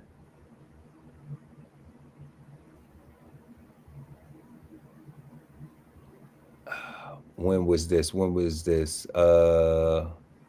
In 72? No, that was when she ran, that was when she was running for president. But in 68? So in 68, she was the first black woman to be elected to the Congress in 68.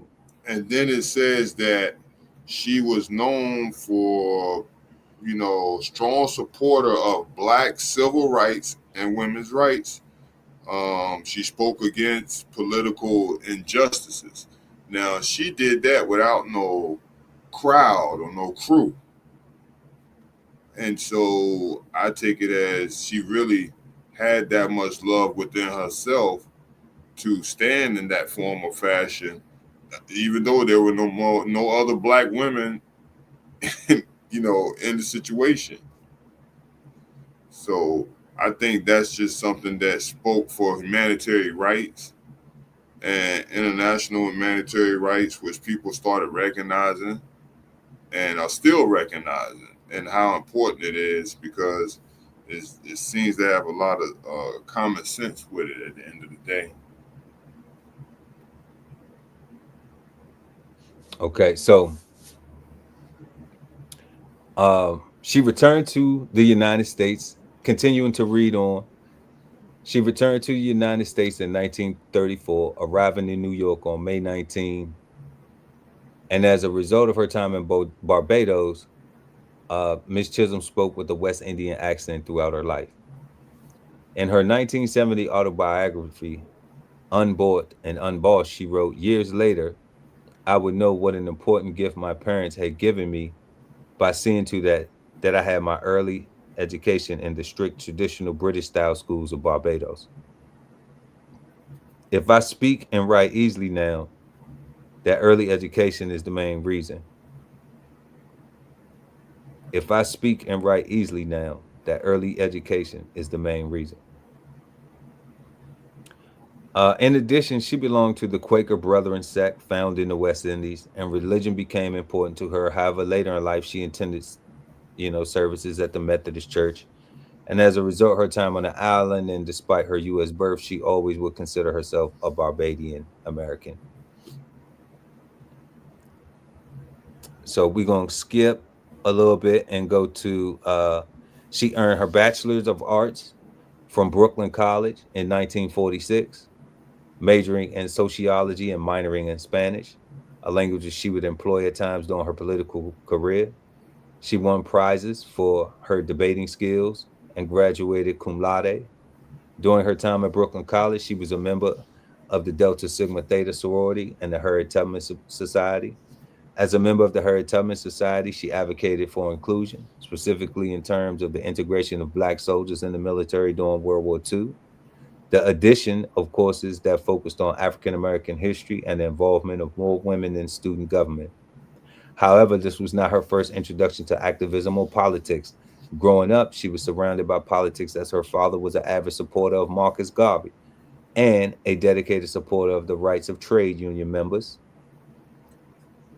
Shout out A. Philip Randolph. They probably ran across each other. She saw her community advocate for its rights as she witnessed the Barbadian workers and anti-colonial independence movement. She met Conrad O. Chisholm in the late 40s. He had migrated to the United States from Jamaica in 46. He later became a private investigator who specialized in negligent-based lawsuits. They married in 49 in a large West Indian-style wedding. She subsequently lost 2 children, and the couple will have no children, although in the view of the scholar Julie Gallagher, it is possible that her career goals played a role in the outcome as well. That's not their business. After graduating college, Chisholm began working as a teacher's aide at Mount Calvary Child Care School in Harlem. She would work at the Center for Teaching Role from 1946 to 1953. Meanwhile, she was furthering her education, attending classes at night, and earning her Master's of Arts in Childhood Education from Teachers College of Columbia University. So this is showing once again where a person is determined to do something. So she says, okay, well, I'm gonna go to school at night. I gotta work in the day, so I can, so I can sustain, so I can, have money, so I can pay my bills, so I can do the things I like. But then I also have a goal. I also am trying to educate myself more because I'm not done. So that's what she did. So take note of that, y'all. Everybody out there talking about, things are hard or it's tough, or, it's if you want it bad enough, you're going to do what you need to do to get it. And that's the example. That's one of the reasons why we celebrating Miss Shirley Chisholm this evening. We're gonna go into her early career just a little bit, and then we're gonna skip through because I don't want to take up too much time. We want to get into Byron Allen. From 1953 to 1954, she was director of the Friend in Need Nursery located in Brownsville, Brooklyn. From then, 1954 to 59, she was director of Hamilton Madison Child Care Center located in Lower Manhattan. At the latter, there were 130 children between the ages of 3 and 7 and 24 employees that she had under her supervision. From 1959 to 1964, she was an educational consultant for the Division of Daycare in New York's Bureau of Child Welfare. There, she was in charge of supervising 10 daycare centers as well as starting up new ones. She became an authority on early education and child welfare issues. Chisholm entered the world of politics in 1953, where she joined Wesley Mack Holder's effort to elect Louis Flagg Jr. to the bench as the first black judge in Brooklyn.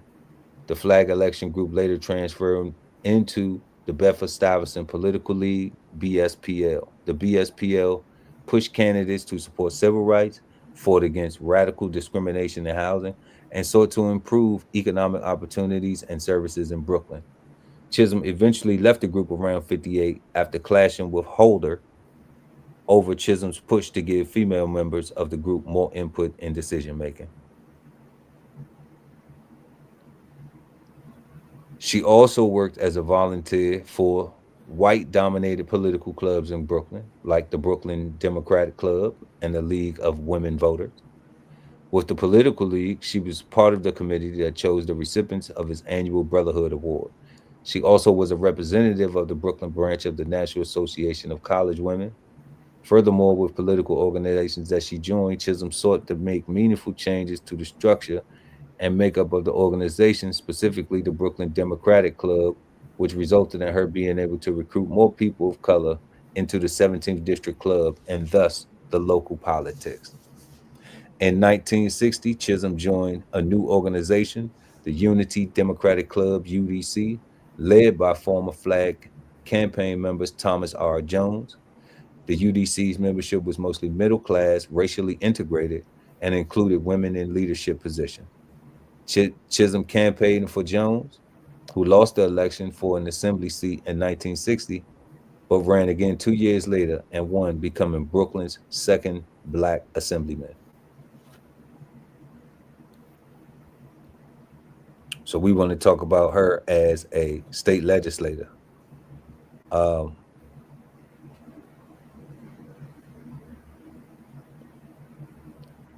So after Jones accepted a judicial appointment rather than seeking re-election, Chisholm sought to run for his seat in the New York State Assembly in 1964. All right. Chisholm faced resistance based on her sex, with the UDC hesitant to support a female candidate. Chisholm chose to appeal directly to women, including using her role as Brooklyn branch president of Key Women in America to mobilize female voters. Chisholm won the Democratic Party in June 1964. She then won a seat in December with over 18,000 votes over Republican and liberal candidates, neither of whom received more than 1,900 votes. Chisholm was a member of the New York State Assembly from 1965 to 1968, sitting in the 175th, 176th, 177th New York State legislatures. By May 1965, she had already been honored in a Salute to Women Doers affair in New York. Salute to women doers. Salute to all the women doers out there. Okay? All the women that's getting up, doing something, saying, I'm going to do it. I'm not going to make no excuses. Salute to all you powerful sisters. We love y'all. Okay? Keep doing what you're doing. And salute to the women doers, because you a doer, a pursuer of greatness. Like Miss Shirley Chisholm, we celebrate you. One of her early activities in the assembly was to argue against the state's literacy test requiring English, holding that just because a person functions better in his native language is no sign a person is literate. And this is something that's key right here. We're still dealing with this today. And And I always say this, that's what we do Cigar Sundays for. Check us out Sundays at 8 p.m. on Cigar Sundays on YouTube, where we go over words.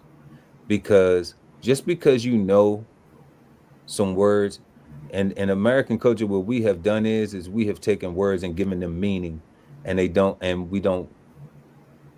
uh we don't operate the words by their definition. We don't utilize the words or use the words according to their definition. We give them meanings. And when you do that, you are illiterate because you're not using the words correctly. So whether a person thinks, oh, I could read, I'm fine. Just because you can read does not mean that you are not illiterate. Okay? It is about complete understanding. So what she's saying right here is just because a person functions better in his native language is no sign a person is illiterate. And what they're saying is just like, hey, just because you think you can read or just because you know these words, if you're not using them correctly, then that's damaging. But I guess when society, everybody else gets on the same page that word means the same thing, and we just negate definitions, then who knows? But you can still know how to read and be illiterate.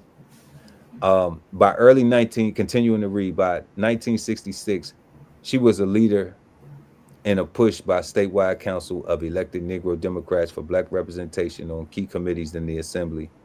Her successes in the legislature, including getting unemployment benefits extended to domestic workers. She also sponsored the introduction of SEEK program, Search for Education, Elevation, and Knowledge, to the state, which provided disadvantaged students with the chance to enter college while receiving intensive remedial education. In 1968, she was elected as the Democratic National Committee woman for New York State.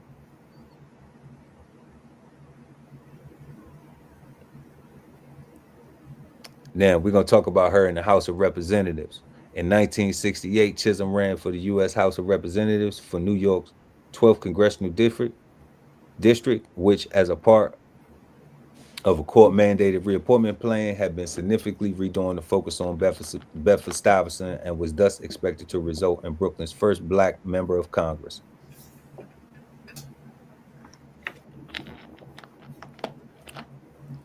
Adam Clayton Powell Jr. in 1945 became the first black member of Congress from New York as a whole.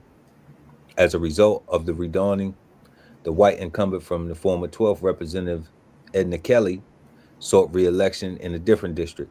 Chisholm announced her candidacy around January 1968 and established some early organizational support. Her campaign slogan was, "Unbought and unbossed." In the June 18 Democratic primary, Chisholm defeated two other black opponents, Senator William Thompson and labor official Dolly Robertson. In the general election, she staged an upset victory over James Farmer, the former director of Congress of Racial Equality, who was running as a Liberal Party candidate with Republican support, winning by approximately 2-1 margin. Chisholm thereby became the first black woman elected to Congress, and she was the only woman in the first year class that year.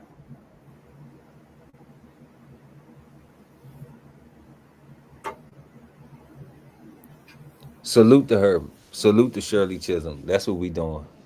We want to celebrate you.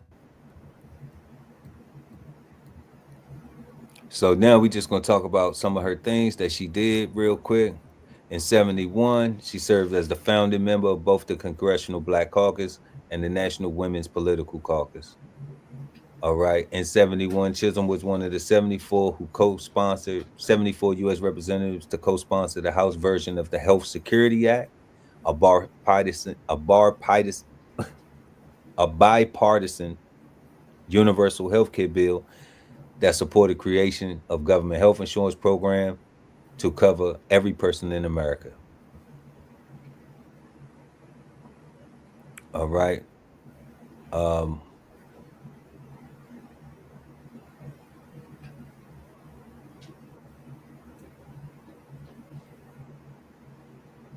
Okay, so that got passed. I'm not going to talk about stuff that got introduced that didn't get passed because that's just, I wish it would happen, but the political process doesn't allow it to manifest. Um, so, like I said, we get credit for successes. We don't get, you know, um, we salute good tries, but we like wins. So, I had a conversation with somebody one time, and they said that they had a protest, and I asked them, um, was it successful? And they replied yes. So I said, oh, the legislation got approved, like what you were protesting for. Congress actually heard it. They actually made a bill and they passed it. And they was like, no. I said, so you're just saying the event was successful, just the event. So you were able to go have a protest, get a what do you call that? What do you call that thing? You get the permit because there is no freedom to assemble. If you go and assemble and you don't have a permit, then you're gonna get locked up, for trespassing or loitering or whatever the case may be. So you have an event, and yeah, you had the event, but nothing came from it. So I don't look at that as success. I look at if you go do something and you execute and you get a win, that's a success. I don't look at just going and throwing a party or just saying we did something to go do something. They saw us. That's not a win to me, because people go and do stuff like that to get locked up on purpose. So, we want to encourage people to focus on wins, not just focus on photo ops, because that's what I call that stuff. I call that stuff photo ops. Let's talk about 1972, Miss Chisholm's presidential campaign run. Chisholm began exploring her candidacy in July 1971 and formally announced her presidential bid on January 25, 1972 in a Baptist church in her district in Brooklyn. There she called for bloodless revolution. At the forthcoming Democratic nominating convention for the 1972 U.S. presidential election, Chisholm became the first American to run for a major party nomination for presidency of the United States, making her also the first woman ever to run for a Democratic Party's presidential nomination. U.S. Senator Margaret Chase Smith, having previously run for the 1964 Republican presidential nomination, and her presidential announcement, Chisholm described herself as representative of the people and offered a new articulation of American identity. I am not a candidate of Black America, although I am Black and proud. I am not a candidate of the women's movement of this country, although I am a woman and equally proud of that. I am a candidate of the people, and my presence before you symbolizes a new era in American political history. So I salute Shirley Chisholm for a few things, because she says, I'm not a candidate of Black America, although I am Black and proud. I'm not a candidate of the women's movement of this country, although I am a woman and equally proud of that. It goes back to what you were saying earlier about Miss Chisholm, Lucci, was that she did take her desire to try to do some good, and the love for her people. She did have that in mind in her pursuit for her political objectives, you know. But a lot of people, I could tell you, in 72, a lot of, they wasn't feeling that, bro. I could tell you a lot of people wasn't feeling that. I wasn't even around in 72. I was still swimming in 72. But just to hear these words, I'm not a candidate of Black America, although I am Black and proud. Like, there's a level of consciousness that you have to understand her language here. You know, Yeah, she was speaking in a lot more conscious language than most people were thinking, because they had labeled fighting for rights and being a voice to characteristics and what you resemble or your classification. She's basically saying, what are we doing when we're approaching it based on our argument, but not based on the fact that it exists and should be a right for any decent human being. And there's a difference between saying, I'm gonna give you this opportunity because you're black, or I'm gonna give you this opportunity because you're a woman, and then being told you got this opportunity because you deserve it or earn it. That's more or less qualified, right? Yeah. Right. That's what she was focused on. Like, don't try to put me in the middle of a political conflict because I'm speaking about doing better and doing right. And it seemed as if a lot of people feel like it must be a conflict or some type of turmoil for a person to want to recognize something or to stand for something. It's not really because they have hatred in them or anger or violence in them. It's because they really believe in standing for what's right, not because they're mad. And, you know, some people want people to rally with anger or emotions or a certain type of response, you know, to get them to respond according to the agenda that they may have.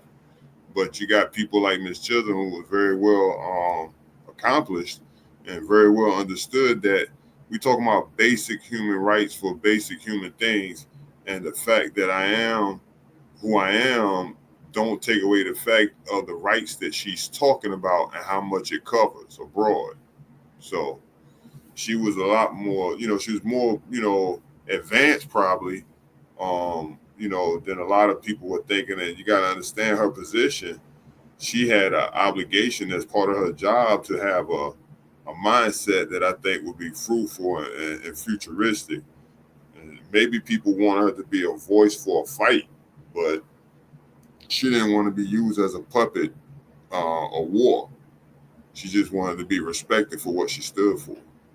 Yeah, and that was her naivety. Yep. That was her naivety, because you can't in 1972, you know,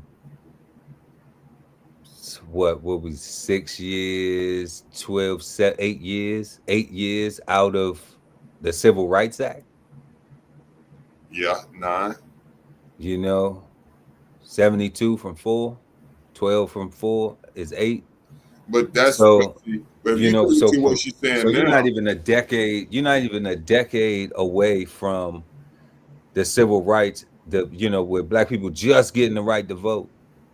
Right, but take into consideration what you just said, the civil rights situation, 1963, and black people having the right to vote. And then you look at it today in 2025 and say, what has that argument got black people other than the ability to be seen, the ability to be heard, other than the voice? What have black people won based on that 1970 argument? Let's break that down. And then you say the opportunities are still here. Those are the same opportunities Ms. Chisholm used before then. So let's just break this down. What did the 1970 angry argument win black people? The 1970s angry arguments. Yeah, what did they win?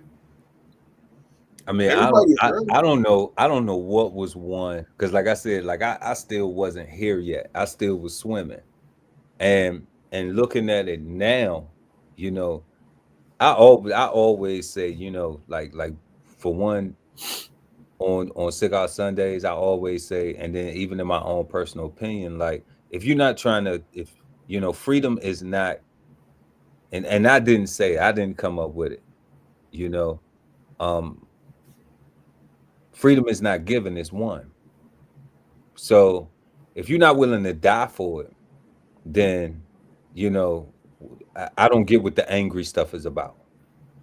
And I don't understand why you will fight for something that you already have if you truly have freedom. Who are you fighting to get it if you have it? Which one is it now? Do you have it or not have it?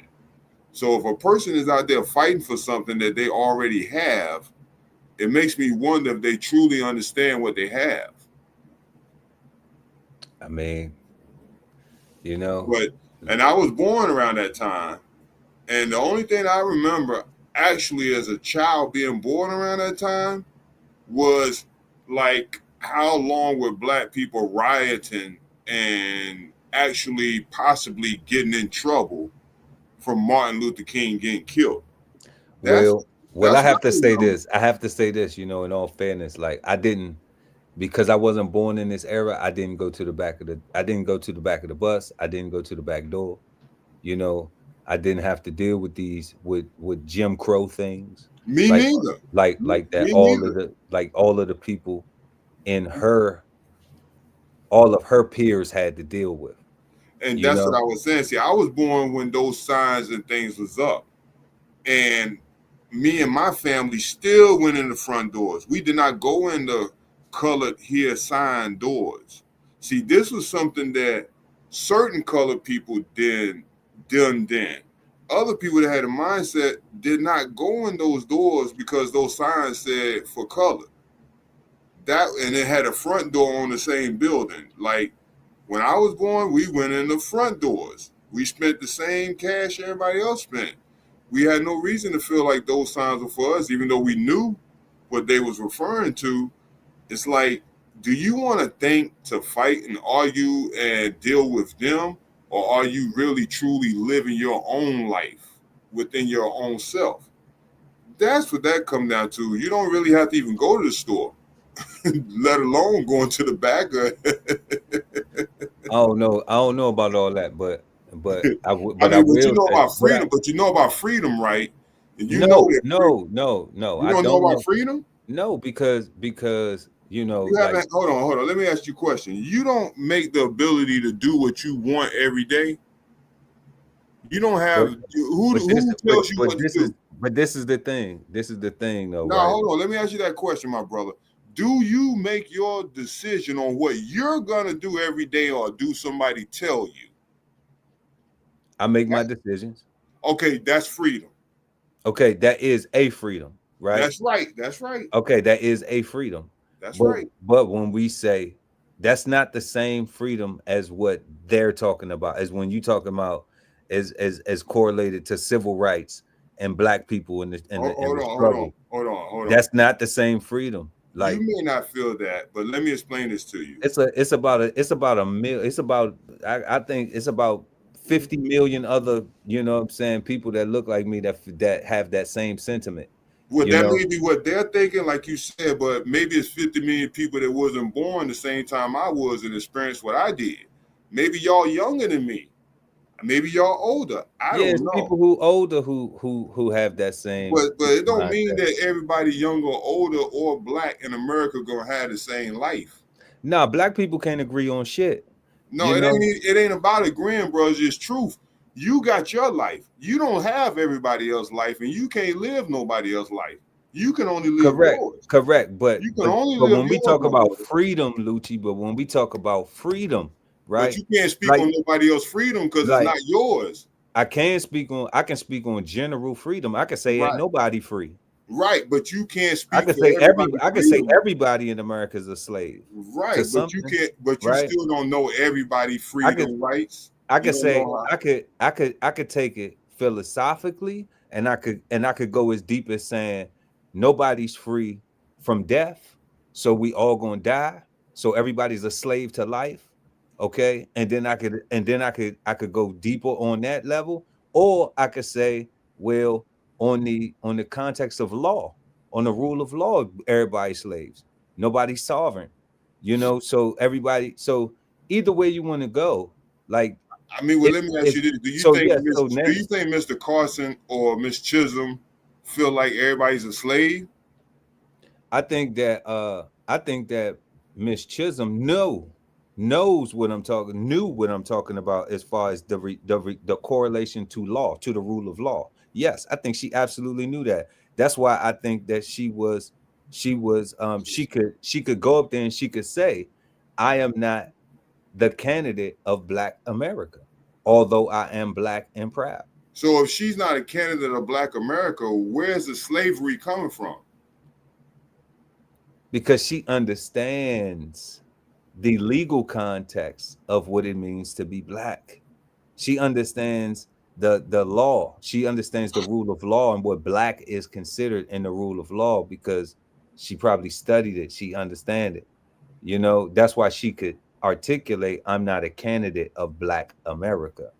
You know, I am a Black and proud, you know, and she could say, I'm not a candidate of the women's movement of this country. Like, although I am a woman, and like, you're separating yourself from something so large already. Like, how do you say I'm not a candidate of Black Americans when that civil right? Like, the only way you could say that is because for real, you not, she from the islands, you know, like, and I didn't want to, you know what I'm saying? I didn't want to take away from her, but she say that, you know, I don't want that to take away from her accomplishments and her self-determination and her accomplishments and what she did in becoming the first, and the pigment of her skin being Black, you know, being a brown woman that you can't deny, you know, like when you walk down the street, they don't know until she opened her mouth that everything ivory, you know, they just see somebody who looked like Sister Girl from Brooklyn. Right. And see, that's like, I got a lot of family from New York too, right? And all of my family from New York that live in New York, their parents may have raised them in New York as little children. They may have been born in New York, but all of my family in New York is not just residents of New York City. A lot of them live internationally. And when you live internationally, there could be a different sense of freedom or who you are than people who are just raised. That's not a sense of freedom. That's a sense of separation. That's saying I'm not. Well, hold on, bro. You cannot speak for everybody in the world, my brother. You can speak for you. That's a fact, Lucci. That's a fact. Hold on, but you trying to speak for people like, I'm talking about my family now, and you don't even know them. Bro, I'm not, bro. I can't speak for your family because I'm speaking for all. I'm speaking for all. Bro, you're not letting me speak, bro. That's what you're not doing, bro. You're not letting me speak, bro. You're trying to speak over me, bro. Let me talk for my family, bro. Let me talk and speak for myself, please. Look, hold up. Let's not make it personal. Then we can go to what you're saying. Let's not make it personal. Because I'm not trying to talk because it's not about your family. Listen, you're not letting me finish talking, bro. You're not letting me finish talking, my brother. Make your point, Lucci. Make your point. I'm trying to speak, my brother, and I've been listening. Now go ahead and speak. Don't waste time on that. Finish. Everybody got to live their own life, my brother, and I understand people got their own perspectives. But my people in Africa don't live like my people in Cuba. My people in Cuba and Africa don't live like my people in Spain. None of them live like my people in New York. And all of them got their own way of how they think, feel, and live. And different cultures, different communities, different people think and feel different ways. Even if they come to the same community at some point in time, it still don't mean they all coming with the same ideals that all should be under one, because it's different ways of thinking. I never said that. I never said no, that. I'm just saying that don't mean that I never said this one is right or that one is right. But you got to understand there are different ways of thinking and different ways of doing things, even if all the people are in the same place. Some people still gonna have different thoughts. Check this out. I thought you was going to address my comment. I didn't know you was about to take it to somewhere else. But what my comment was that you were displeased with, my comment was and is that Black people from the islands are not Black people from America. Right. Okay. So what was the disagreement? They don't think the same and they don't identify as the same either. No, they don't. Nowhere near. So what was all that? So what I'm saying is that a person, like you said, she was in America, but she also had an upbringing that was partially in the islands. Right. And the philosophy that she may have adapted may not have came from an American situation. It could have came from a situation she learned in the islands. No, it came from both. And I'm saying it came from both. I agree with you. It came from both. And that's why I'm saying she can comfortably, if she did not have that island upbringing, okay, then she would not feel comfortable saying, I am not a candidate of Black America. She would not feel comfortable saying that because she would have been here and went through and seen all that other stuff and been affected by it. So it hit different for people like who actually, grew up in those places where they seen the lynchings and seen that. Like, she got to go back to the islands. They wasn't, I'm not sure, but it doesn't seem like that they was lynching in Barbados and that they had the same, because you have more Black people in those islands who have political and positions of power, leadership. Okay, It's because they Black-led countries. Well, let me ask you this question. Suppose she's seen lynching like there was in America in Barbados, right? And suppose she did see examples of that. I can't do that. I can't do that theoretically suppose, because clearly right here, for a person to say, I'm making a judgment. I'm saying that to say I'm not a candidate of Black America, right?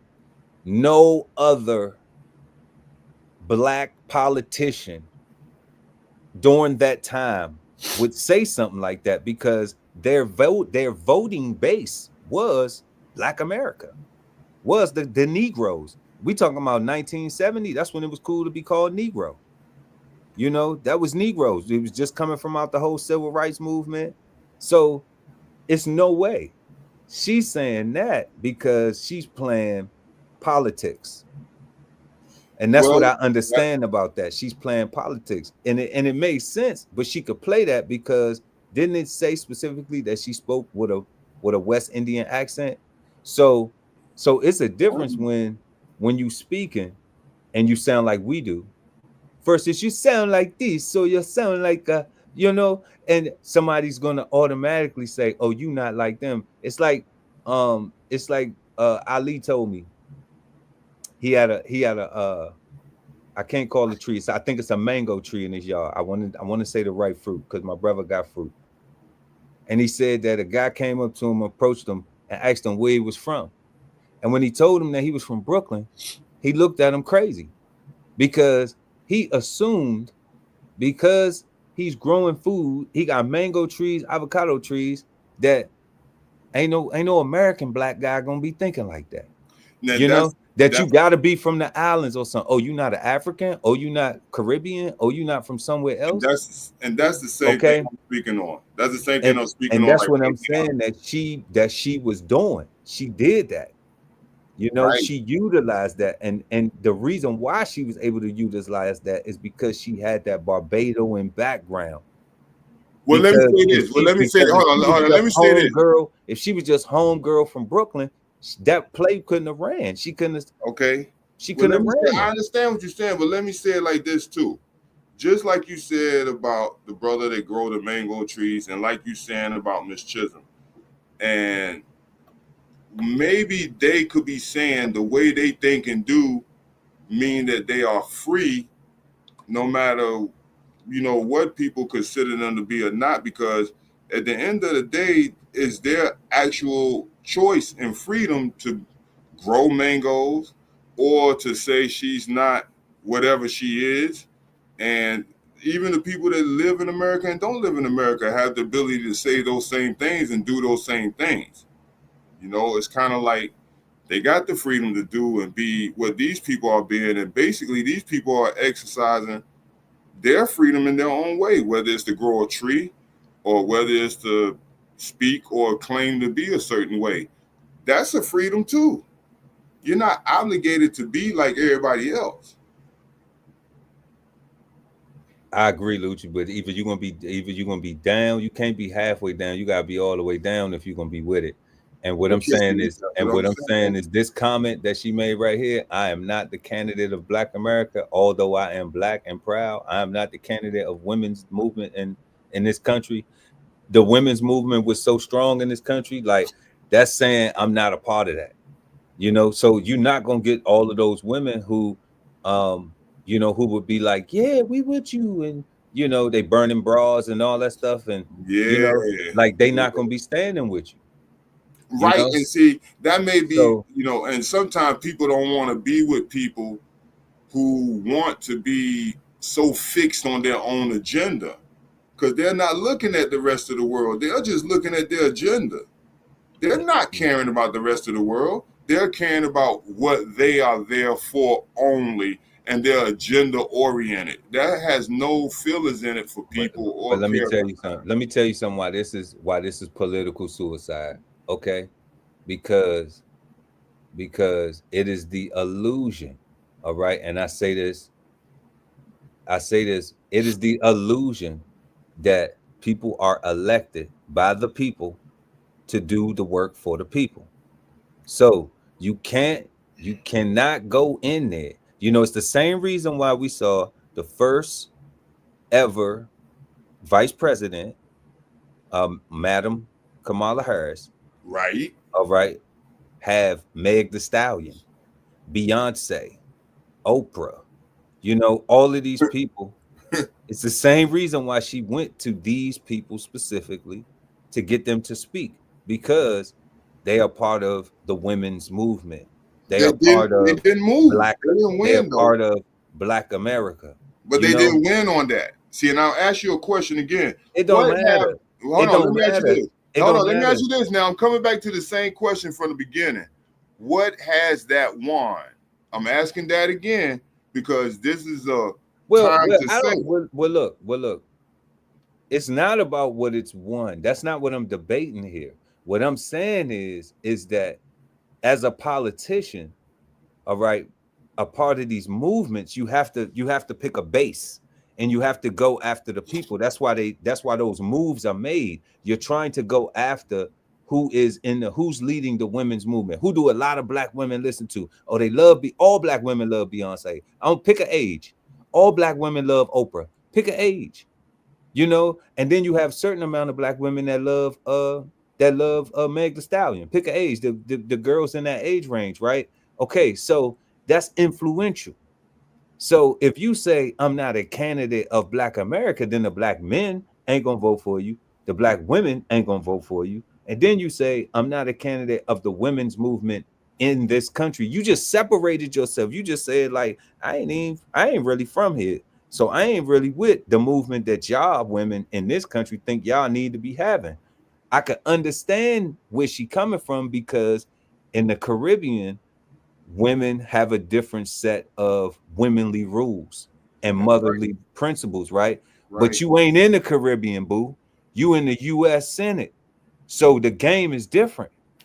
So that's political suicide. You're not going to win. You're not going to get the Black people to vote for you, and you damn sure ain't going to get the white women to vote for you either, who were behind the women's movement of this country. But somebody voted for her because she's the first. No, that was for president. This the presidency. This is You talking about the presidency? You talking about? I mean, all right. Presidency, yeah, bro. Like she did the state legislature thing because in Brooklyn, Brooklyn's full of immigrants. It's full of people, and that's no disrespect. It's full of people from the Caribbean. Now, let me ask you this. Now, the time period you speaking on, like there was nobody bigger in I guess politics that was speaking about injustices. In the 60s and 70s, man, take your pick. It was plenty of people out there. It's plenty. I said in politics and government, bro. Plenty. I mean, bro, I'm not no historian. You know what I'm saying? Google it. Pull it up. You be on the show, pull it up. I mean, I hear about judges. I haven't heard about no politician, congresswoman, or nobody like that. I've heard a lot of people. I just never heard of no. Put it to you like this. Next show, I'm gonna have a list of activists. Anybody who was an activist during 1960 to 1975. I mean, the list goes. It's a bunch of them from 60 to 65. That's when Miss Chisholm was around. Yeah, but I'm talking about in the government, not speaking against it. Bro, it don't matter. It matters to me because if you because if you on the team, then are you really an adversary? See, injustices is speaking about injustices, and making it sound like because a person's job speaking about injustices like they don't count because they're a government person speaking about injustice, but a person who not working in the government speaking about injustices, that do count. Nah, Bro, I don't think that's the way that works. let me I say think, this. hold on, no, let me finish, bro.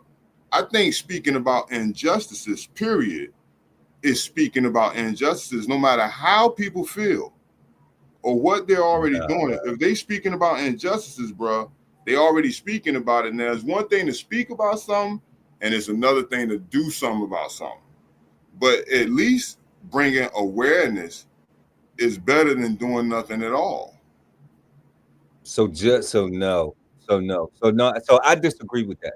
Okay, You may. That's because your I choice. think no.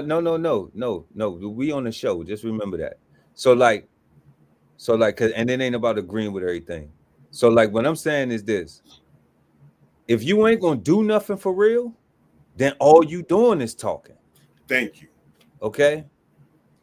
But who's saying the right things if they're So up there talking about so no. injustices, So or are if they I talking work, about nothing? so if I work for the government, Right. okay, and all I'm doing is talking, that's all I'm doing is talking. I don't really have no plans of doing nothing because of how it works, because of how you have to introduce a bill, then it has to get passed, and then it has to get voted on, then it has to get revoted on to hear it, and then you have to, like I watch C-SPAN, bro. So like I have watched. I don't lately I've been putting my energy into doing things for me, but every now and again I check out C-SPAN. And the way the process works, understanding how bills get introduced, laws get passed, all right, like it's a whole process of voting and voting and voting and voting and voting to hear the vote, voting to vote again, voting on the motion and voting on the, like it's all these daggone votes. So just a person speaking on it does nothing. All Right. right. And once you get in the government, there's a process. So it don't matter if you standing on it and you yelling about it till you blue in the face. If you can't get nothing done, you can't get nothing done. And then Right. what'll happen is your constituency will get you up out of there because they're like, you ain't trying to focus on the other stuff that we need to get done so everybody can keep getting paid and blah blah blah and how this shit really works. Okay. So if you have somebody outside looking in, the person who's the non-government employee, they're more passionate about it because they're not on payroll. But what are they gonna get done? Who knows? I'm not saying You it. just I'm said not that saying you said what they got to get done got to go through the government. You just said that, right? in order for a law to get passed, that's the way things Okay. work. So if they're not in the government and they're just talking, they're not getting anything done. I agree. But that's not what I'm arguing. I'm saying that regardless, if you're an employee, all right, then you definitely ain't gonna do nothing. Okay, that's my point I'm making. If you're an employee, so what we talking about is Miss Chisholm here separating herself. I am not a candidate of Black America, although I am Black and proud. I'm not a candidate of the women's movement in the country. So that means that if Black America has a problem, right, and you're not the candidate of Black America, then you're not going to address Black America's problems. Well, see that see what I'm saying is this: like some If people would see. and I feel. I Hold on, let am me not say a this. candidate of the Hold on, women's hold on. Let movement me of say this this country. now. Let me say this. I am I not. feel like Hold I up. I feel ain't like. finished. Hold up, guy. I ain't finished my statement.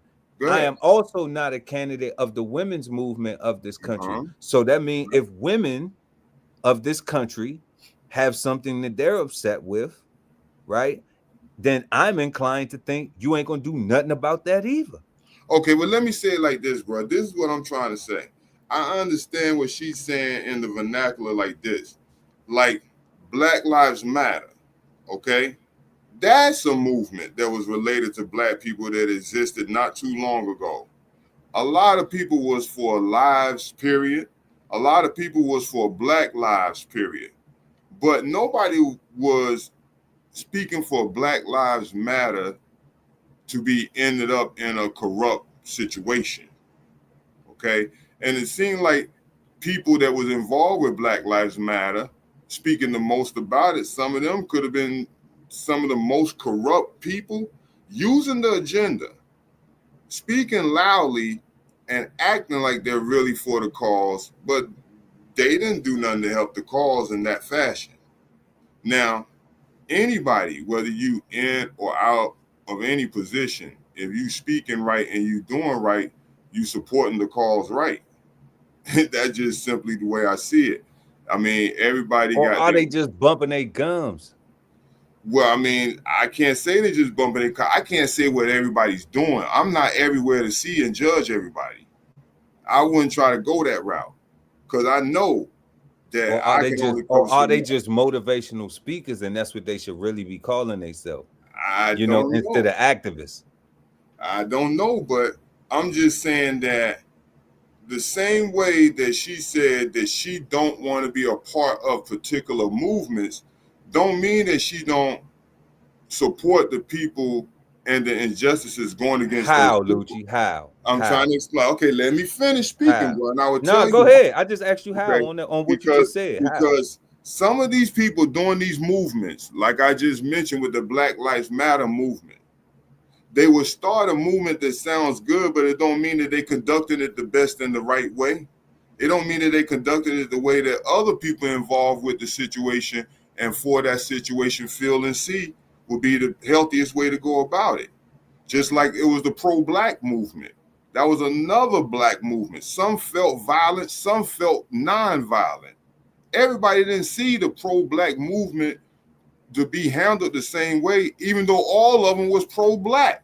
Some Okay. pro-blacks was non-violent, some pro-blacks was violent. And Okay. that's just the way it's been when it comes to certain movements. Everybody don't see going there getting the same goal done the same way, but they would like to see the same results. Okay. And so Can and you so by go back to the saying, Black Lives Matter? Because because the Black Lives Matter movement and the civil rights movement, when you had a Martin Luther King saying turn the other cheek in peace, and you had a Malcolm X, and you had, you know, the Black Panther Party, and those people, like, it's two different whole dynamics, like, and people consciously were in a different place. So I well, don't even see hold on. no correlation to the two, like, at all. Like, It ain't no different because some of the people here that was a part of IBPP and was a part of those movements in the late 60s and 70s could still be here and a part of movements today. And bottom line is, being involved with movements, you got to understand the movements have their own agendas, and sometimes the leaders of those movements may feel like going a particular direction that not even the majority of the people of those movements feel like doing. It's movement. It's a movement, and that's what I was trying to get at with Miss Chisholm. With all due respect, some people would take a movement and have it named and titled a great thing, but you may not agree with their sense of direction and how they going about getting it done. So you may not want to be used as, you know, an example for them, not fully agreeing with all that they doing. And it could be just that simple, because I've seen that happen a lot over my whole lifetime, yeah, especially when it comes to movements. and she wasn't all the way down then. You know what I'm saying? So we still gonna celebrate her, but she wasn't all the way down. To make a statement like, I'm not the candidate of Black America, although I am Black and proud. I'm not the candidate of the women's movement of this country. She wasn't for the women of this country either. That means black Well, or white. That's how well, that you can know, be interpreted. Now, she's not here to explain herself, right? But she says, although I am a woman and right. equally proud of that, she can be a woman and equally proud of that, selfishly, all right, as she should be. But to say I'm not the candidate of the women's movement of this country, that is separatism. That is separating myself from identity-wise. I am not a woman of this country. I don't think like them. I wasn't Hold on. raised like Hold on. them. Listen, she said I I'm don't not a believe. candidate of the women's movement. She clearly separated herself from the movement, not black women, not the Bro, country, what you think the but movement that is, movement. Lucci? What you think the Hold movement on. is? You asked what that movement is, and see, that is the question mark that No, hasn't it's yet not. been No, defined. it's not. No, it's not. No, it's not. I mean, if it's defined, then you can say what the black. I'm women defining it. Okay. I'm assuming, I'm guessing, I'm thinking I'm absolutely correct. During the 60s and the 70s, we had the civil rights. That was Black America. That was everybody trying to get rights and things, even post the Civil Rights Act. The women's the women's movement was women trying to get equal rights as well. So, and all this stuff was post the Civil Rights Act. So I'm don't not. You see how much equal rights been done since then, Pearl? You acting like what was done in 63 was the end all be all. It was the beginning of it was the beginning of all of the civil rights. We don't need to talk about that. That's the waste of your breath. Have been getting since That's then. the waste of your breath. We talking about 72 though. We talking about 72. We talking about life in general. We ain't talking about. No, we not. No, now you changing the conversation to that. No, I'm talking about Shirley Chisholm. I said from the 60s to the day. I said from the 60s to the day, bro. That's what my example was. It's not the same. It's not. I know it's not the same because time brings change, bro, and can't no person determine that or control that. Time brings. People have. Time will bring change no matter what people have. It's still, and see, that's not the case, bro. So you saying time don't bring change? So what I'm saying is that people still have to initiate these things in order for them to change. Okay, so it's just like what was that thing that what they call that thing, the equal opportunity. That's EEOC, affirmative action, right? That's another organization. So those things those bills, those laws, all right, had to still have people that were candidates of Black America, candidates of the women's movement in this country. Okay, they had to have that. They had to be that in order for those things to manifest themselves, so we could see them today. Those equal opportunities like that. So for her to say that she's not a candidate of Black America and I'm not the candidate of women's movement in this country, it's just one of them things. I ain't know. I'm just discovering this and celebrating. We still celebrating her, but it's some flaw in her jacket. I see a chink in that, and I wouldn't support her neither.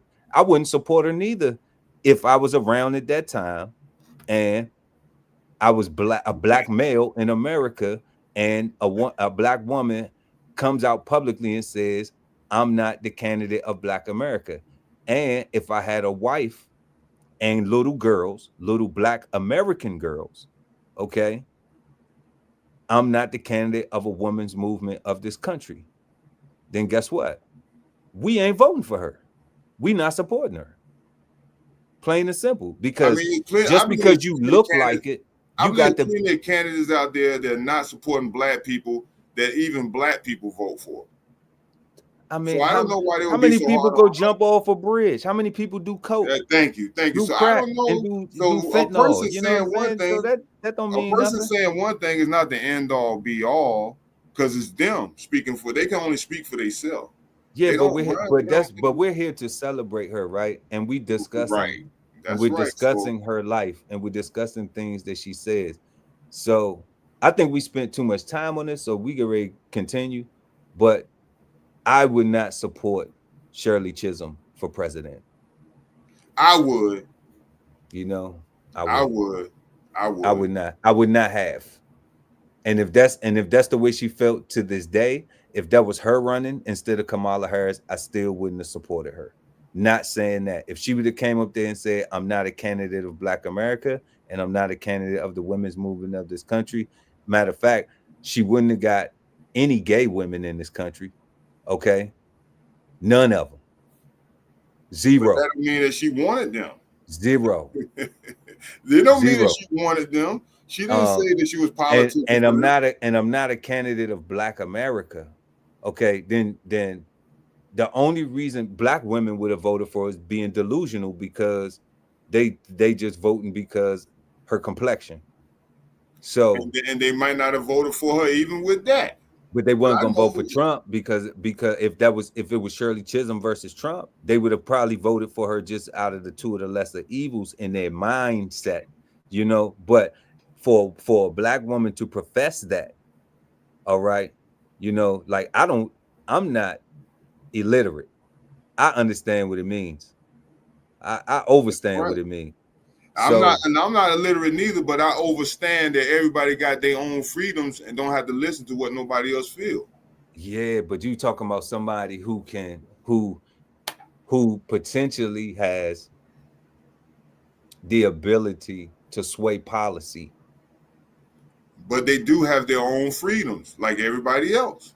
You know, but this is different. We talking about public service. We're not talking about what you get up and do on your own volition, on your own time. Like if I get up and you know, and in my capacity as a Coast Guardsman, I get up and I gotta go drive boats and I gotta go save lives, or I gotta jump out of helicopters or fly helicopters, or I gotta provide meals, or I gotta do logistics or whatever it is. Like I need to be sharp, and I also need to be considerate of the people that I am servicing, that my job is for. Okay, so to say I'm not a candidate of Black America, well, are you a candidate of white America? She didn't say she was. Okay, but this the thing, it will be assumed if you ain't for us, then you for them. And I'm not saying that I would interpret it like that, but I'm saying that it could very well be interpreted like that. I know the men didn't pick her up, and I don't think white America picked her up neither. So. I mean, she wasn't successful in her attempt. So that's what I'm getting at. I don't think nobody picked her up. Maybe that was a freedom she wanted to not be picked up by any of the movements. I don't know. But it is an option. Nobody runs to lose. You know, nobody runs to lose. I don't think nobody plays to lose intentionally. But I don't think nobody play the way everybody think they want to play because it's a game. Because everybody play the game they want to play it. She could have wanted to play like that because she has that freedom. That's what I'm saying. She might the freedom to play with people and waste their time. Yeah, and not get votes and say she's gonna be president. That was her choice. That's right. That was her choice. She did it. She did it. And that's what I'm saying. Whatever it was, she did it because she had the option and the freedom to do that. And maybe that's what she was just exercising, the freedom that she can do it. Don't mean that she was gonna win from it or gain from it, but right she here, did. Right here it says, later she said, when I ran for the Congress, when I ran for president, I met more discrimination as a woman than for being Black. Men are men. And particularly, she expressed frustration about the Black matriarch thing, saying they think I'm trying to take power from them. The Black man must step forward, but that doesn't mean the Black woman must step back. Her husband, however, was fully supportive of her candidacy and said, I have no hangups about a woman running for president. Of course not. That's your wife. Bingo. Security was also a concern, as during the campaign, 3 confirmed threats were made against her life, of course, in the 70s. And Comrade Chisholm served as her bodyguard until Secret Service protection was given to her. And so her husband, right, was her bodyguard until she was given Secret Service protection. Hey, right. That's his woman. He's supposed to protect her. So what it was it even shows how naive she was. Okay. It even shows how naive she was and how she was in her own world. All right, to say that I'm not a candidate of Black America. It also shows how naive she was, or in her own world, to say I'm not a candidate of the women's movement of this country. That's right. When during those particular years, that was the biggest, those were the biggest social issues going on, you know? So you just distance yourself from them but you want to be the leader of the free world. Like, nah, you know, so, you know. This remind me a little bit about Colin Powell. You know, so we're going to stick on Shirley Chisholm because we celebrating Shirley Chisholm and we got to get to Byron Allen. At the 1972 Democratic National Convention in Miami Beach, there were still efforts taking place by the campaign of the former Vice President Hubert Humphrey to stop the nomination of Senator George McGovern for president. After that failed, McGovern's nomination was assured. As a symbolic gesture, Humphrey released his Black delegates to Chisholm.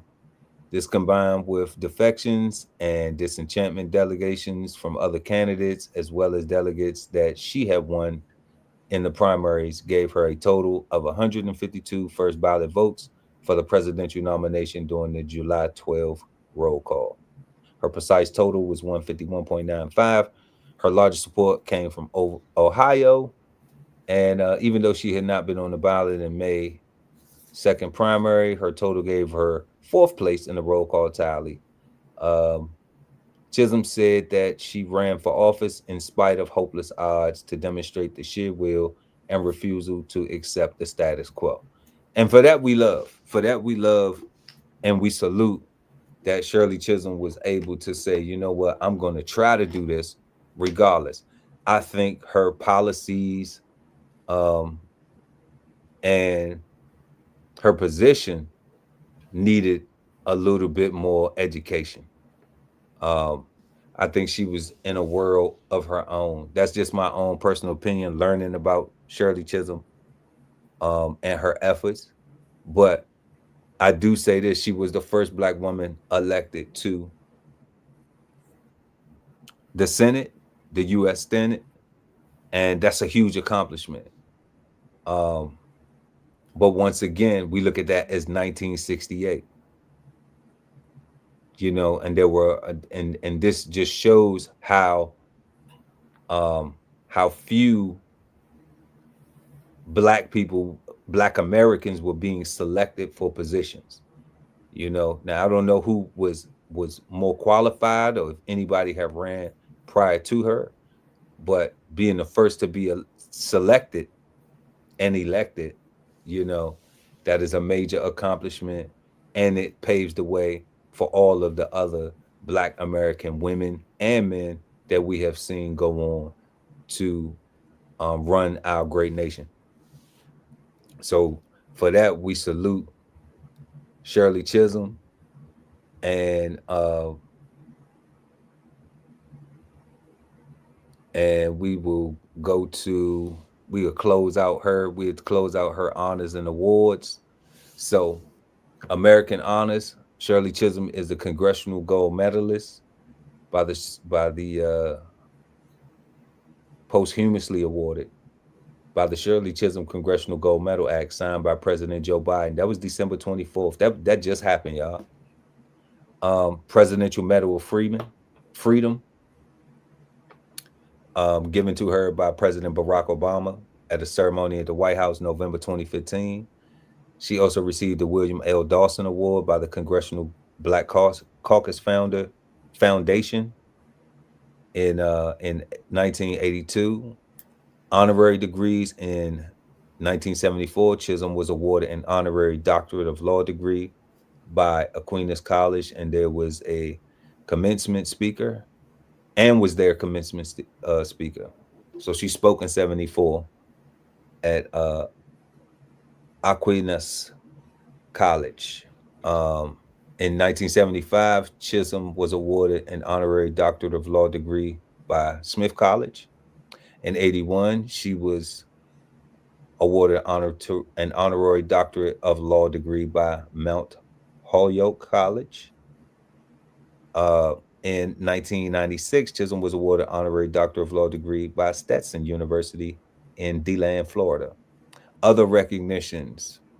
In 1991, Chisholm was the commencement speaker at East Stroudsburg University in Pennsylvania, where she received the first ever conferred honorary doctorate degree from the university. That's dope. In 1992, she was included in the National Women's Hall of Fame. 1993, she was inducted into the National Women's Hall of Fame. In 2002, scholar Melofi Kiti Asante included Shirley Chisholm on his list of 100 greatest African Americans. In January 31, 2014, Shirley Chisholm Forever Stamp was issued. It's the 37th stamp of the Black Heritage Series of the U.S. stamps. The Shirley Chisholm Living Learning Community at Mount Holyoke College in South Hadley, Massachusetts, is a residential hall floor in which students of African descent can choose to live. And we will talk about her books real quick before we get up out of here so y'all can do more research. Shirley Chisholm wrote 2 autobiographies. In 1970, Unbought and Unbossed. She also in 2010 Scott Simpson, Unbought and Unbought. That's the expanded version of 40th anniversary, and The Good Fight in 1973. So if y'all want to get some books on Miss Shirley Chisholm and support the family or whoever gets those proceeds, Unbought and Unbossed and The Good Fight. So y'all can go check them out right there. And we want to salute to Miss Shirley Chisholm and say, you the bomb, baby. Even though your politics is a little crazy, we still salute you for all the good that you do. And like I said, on this show, man, we're going to talk about the good and the bad and the ugly, but we are here to celebrate, no doubt. And that's what we're going to do. No doubt.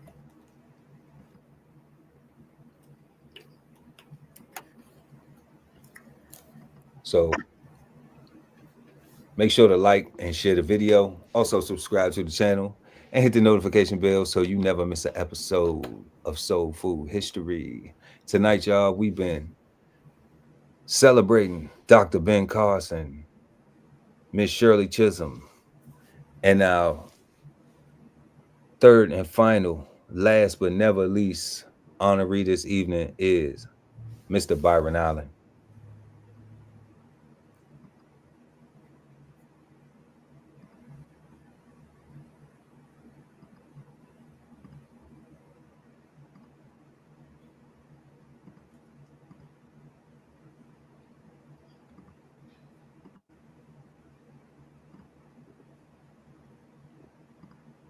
All right, so we got Byron Allen here, y'all. Byron Allen Folks, born Byron Allen Folks on April 22, 1961, is an American businessman, film and television producer, and comedian. He is the founder of the U.S. media company, Allen Media Group, formerly Entertainment Studios, which has interests in television production, broadcasting, film production, and digital media. Born in Detroit and later moving to Los Angeles, he initially pursued a career in stand-up comedy. After an appearance on The Tonight Show, Allen began to expand into television work, including becoming a host for NBC's Real People. In 1993, Allen established what would later become known as Entertainment Studios. Allen was born in Detroit, growing up there until 1968, where he moved to LA with his mother after her divorce. Once again, we see parents, we see divorce, we see a time where a child can be stressed out, can be, not knowing if are they separating because of me, as things going through their head. It's trauma. Your family separates.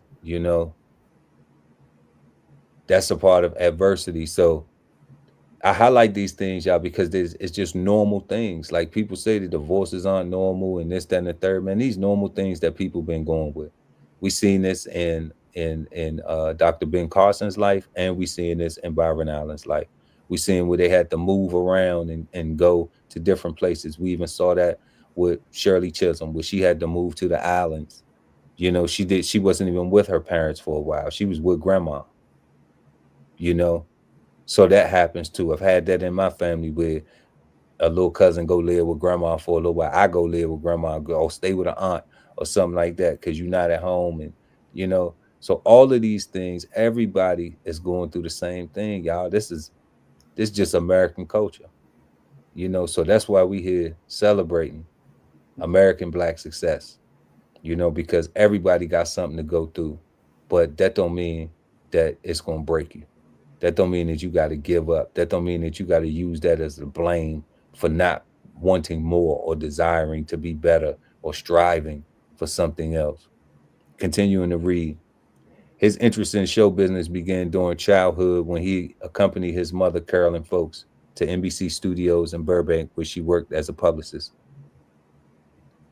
At age 14, Allen put together his first stand-up routine and began appearing on amateur night at comedy clubs throughout LA. At 14, Allen attended high school at Fairfax High School in LA and college at the University of Southern California, USC, y'all. Professional career. real quick. Jimmy Walker, y'all know who Jimmy Walker? JJ, Saw Islands. JJ, y'all know from Good Times. Saw Island stand-up act and invited the 14-year-old to join his comedy writing team alongside promising comedians Jay Leno and David Letterman. So Byron Allen got his start with the likes of Jay Leno and David Letterman. Okay, that's major because that's a hell of a freshman class. All right. In 1979, at the age of 18, Allen made his television debut on The Tonight Show starring Johnny Carson, becoming the youngest comedian ever to perform on the show. He used the appearance to learn more about the television industry. Following his appearance on The Tonight Show, NBC cast Allen as a reporter for his series Real People, his first role on a network primetime program. Allen co-wrote and co-starred in the 1988 CBS television film Cold Case, Case Closed, hosted and syndicated late night talk show, The Byron Allen Show, from 89 to 92, and toured as an opening act for musicians such as Dolly Parton, Gladys Knight, Lionel Richie, and the Pointer Sisters. The comedy before the show, that was cool. In 1993, Allen established a production company known as CF Entertainment, which would be devoted to producing low-cost, nonfiction television programs.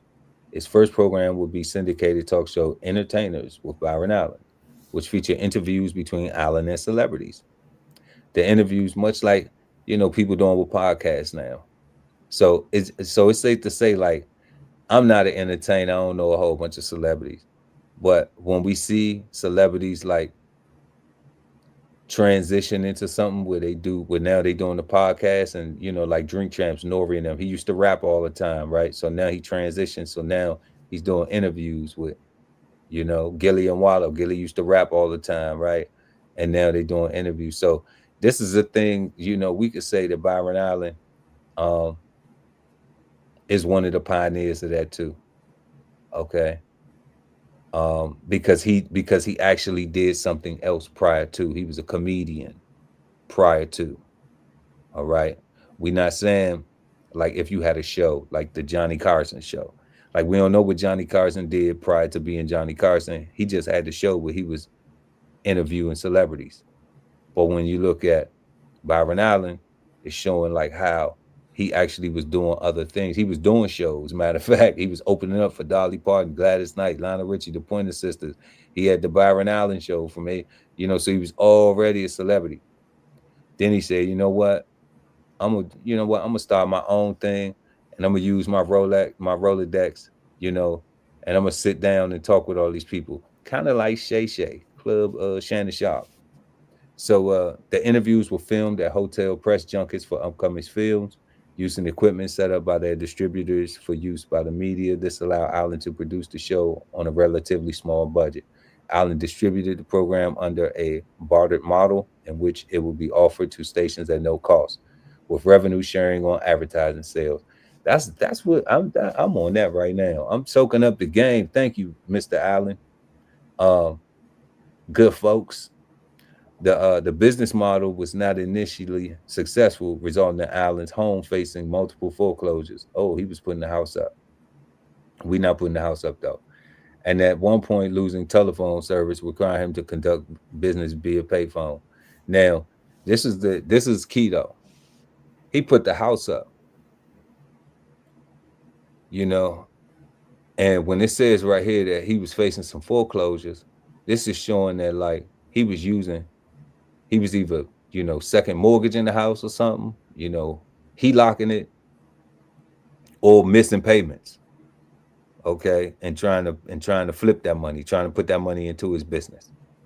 Okay. Where it says at one point he was losing telephone service and he had to go to the payphone. Those don't even exist anymore.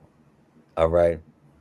But what it shows you is the self-determination, where it's saying, this shit ain't about the money. Like if I can be successful at what I'm doing, I can buy me 20 houses.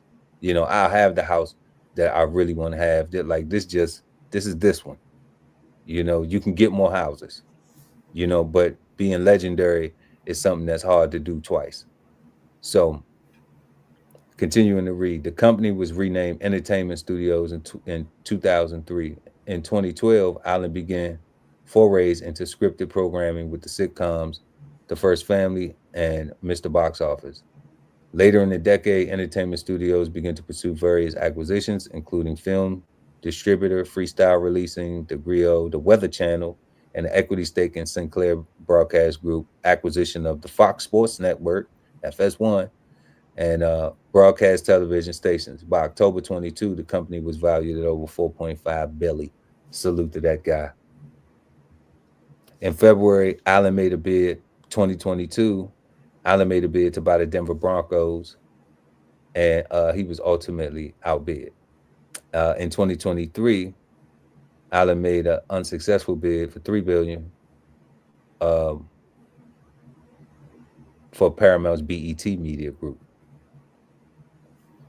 So my man was trying to buy the Broncos, and my man was trying to buy BET Media Group. And y'all see this? See how he started? And then where he at now? He buying football teams. He trying to buy football teams and other larger entertainment companies, you know, conglomerate. Like BET been around for the longest. That's why we gotta celebrate you. That's why we gotta say people don't hear enough about Byron Allen. People don't even know who he is. They see him. You could be in Starbucks and not even know who this guy is. His face is so, not recognized. And it's not that we trying to, blow his spot up, but I mean, man, you deserve some accolades. You deserve to get some flowers while you still here. So we just want to give them to you and celebrate Black American successes. That's what we doing. Awards. In 2018, Allen was selected for the Bloomberg 50 as one of the people in business, entertainment, finance, politics, technology, and science whose 2018 accomplishments were particularly noteworthy. He was also selected for the 100 most intriguing entrepreneurs at Goldman Sachs Builders and Innovator Summit in 2018, and he was honored at the Salvation Army and the Los Angeles Metropolitan Advisory Board of the Salvation Army's 11th annual Christmas Kettle Luncheon. And I appreciate that because as a youth, I used to go to the Salvation Army for summer camps and stuff like that. And I remember making little artwork with macaroni shells and all that type of stuff. We used to have fun in there. It used to be a girl in there used to kiss me all the time. In January 2019, Allen was a recipient of National Association of Television Program Executives' 16th Annual Brandon Tikoff Legacy Awards, presented during the annual NATPE Miami Marketplace and Conference. Allen received the 2019 Whitney Young Award at the 46th Annual Los Angeles Urban League Awards dinner. In February 2023, the African American Student Unit of Harvard Business School presented Allen with its inaugural legendary honor. And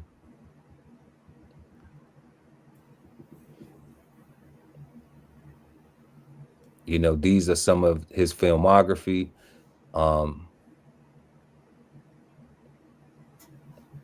This is some of his filmography stuff right here. 1979 Hollywood Squares, The Alan Thicke Show, The Merv Griffin Show, Case Closed, The Byron Allen Show, Comics Unleashed, The First Family, Funny You Ask, Bel Air, America's Sweetheart.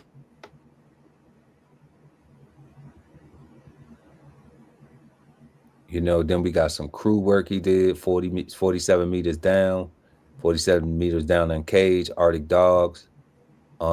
And he executive produced all this stuff. Case Closed, Comics Unleashed, Funny You Should Ask, The Hurricane Heist, The World's Funniest Weather, and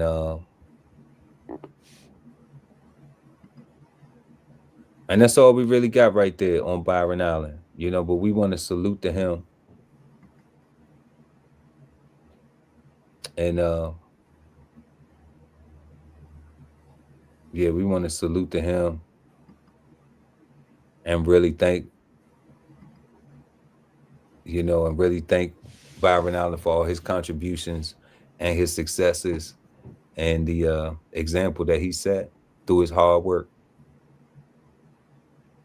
Yeah, he seemed to show that he had some type of business savvy that maybe you couldn't get in school, or maybe you just couldn't read in a book, because he knew how to navigate around the industry and build an empire.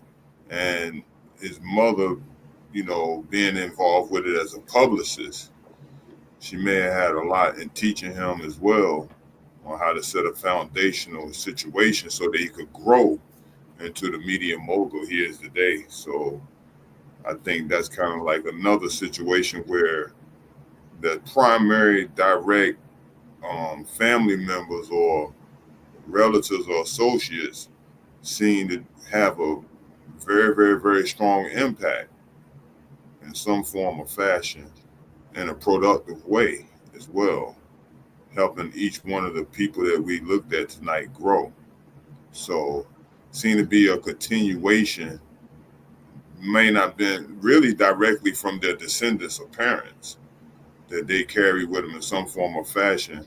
But I just feel like Mr. Carson, his demeanor, and by his father being a minister, may have helped him be more temperamental and get more into education. But everybody has something directly related to their descendants, as far as Miss Chisholm and Mr. Allen, and their workload and how they live.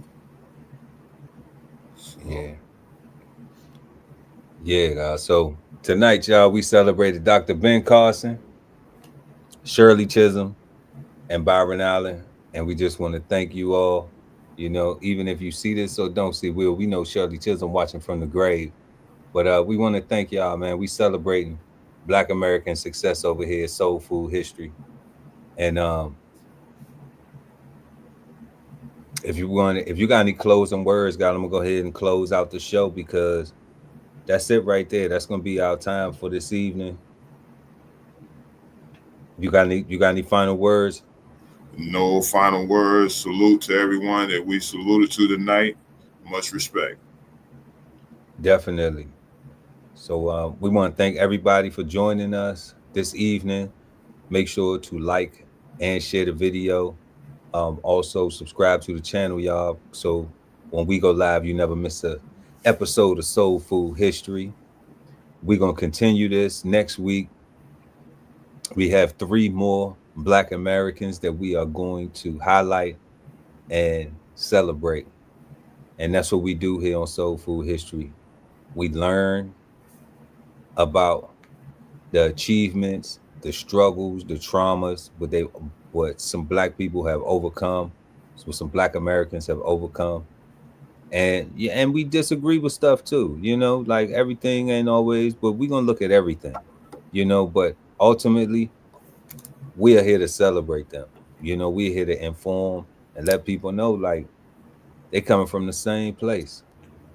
They coming from the same background, same struggle. So if you want it bad enough, it's people who have exemplified, and I don't think that there's enough of that. I don't think we do enough encouraging or there's enough awareness being made of, like, look, we just talked about 3 phenomenal Black Americans who all came from literally broken homes. I mean, with the exception of Shirley Chisholm, but there still was a need where the parents had to send the children away, to do whatever they needed to do to get the environment right, to bring the kids back. So that still mean that they ain't got it all together. That still mean that it takes work. It takes everybody working together. It takes some perseverance. It takes some tolerance, but definitely, Lucci, I want to thank you for pulling up this evening. We're going to be right back at it next time. And we want to thank all of you all for for learning with us this evening and celebrating with us this evening. So we'll see y'all next time right here on Soul Food History. And that's all we got. Peace, God. Peace. This whole publication is all about going from nowhere to somewhere, right? Being able to stand on something so that you can travel in peace, right? So bksoulfarm.com, 1016 160 self-sustainability. Jump on a list and get yourself together, right? Because it is irresponsible to not even know what responsibility means. So get yourself together, food, clothing, and shelter, protection of that, support your interests, and live.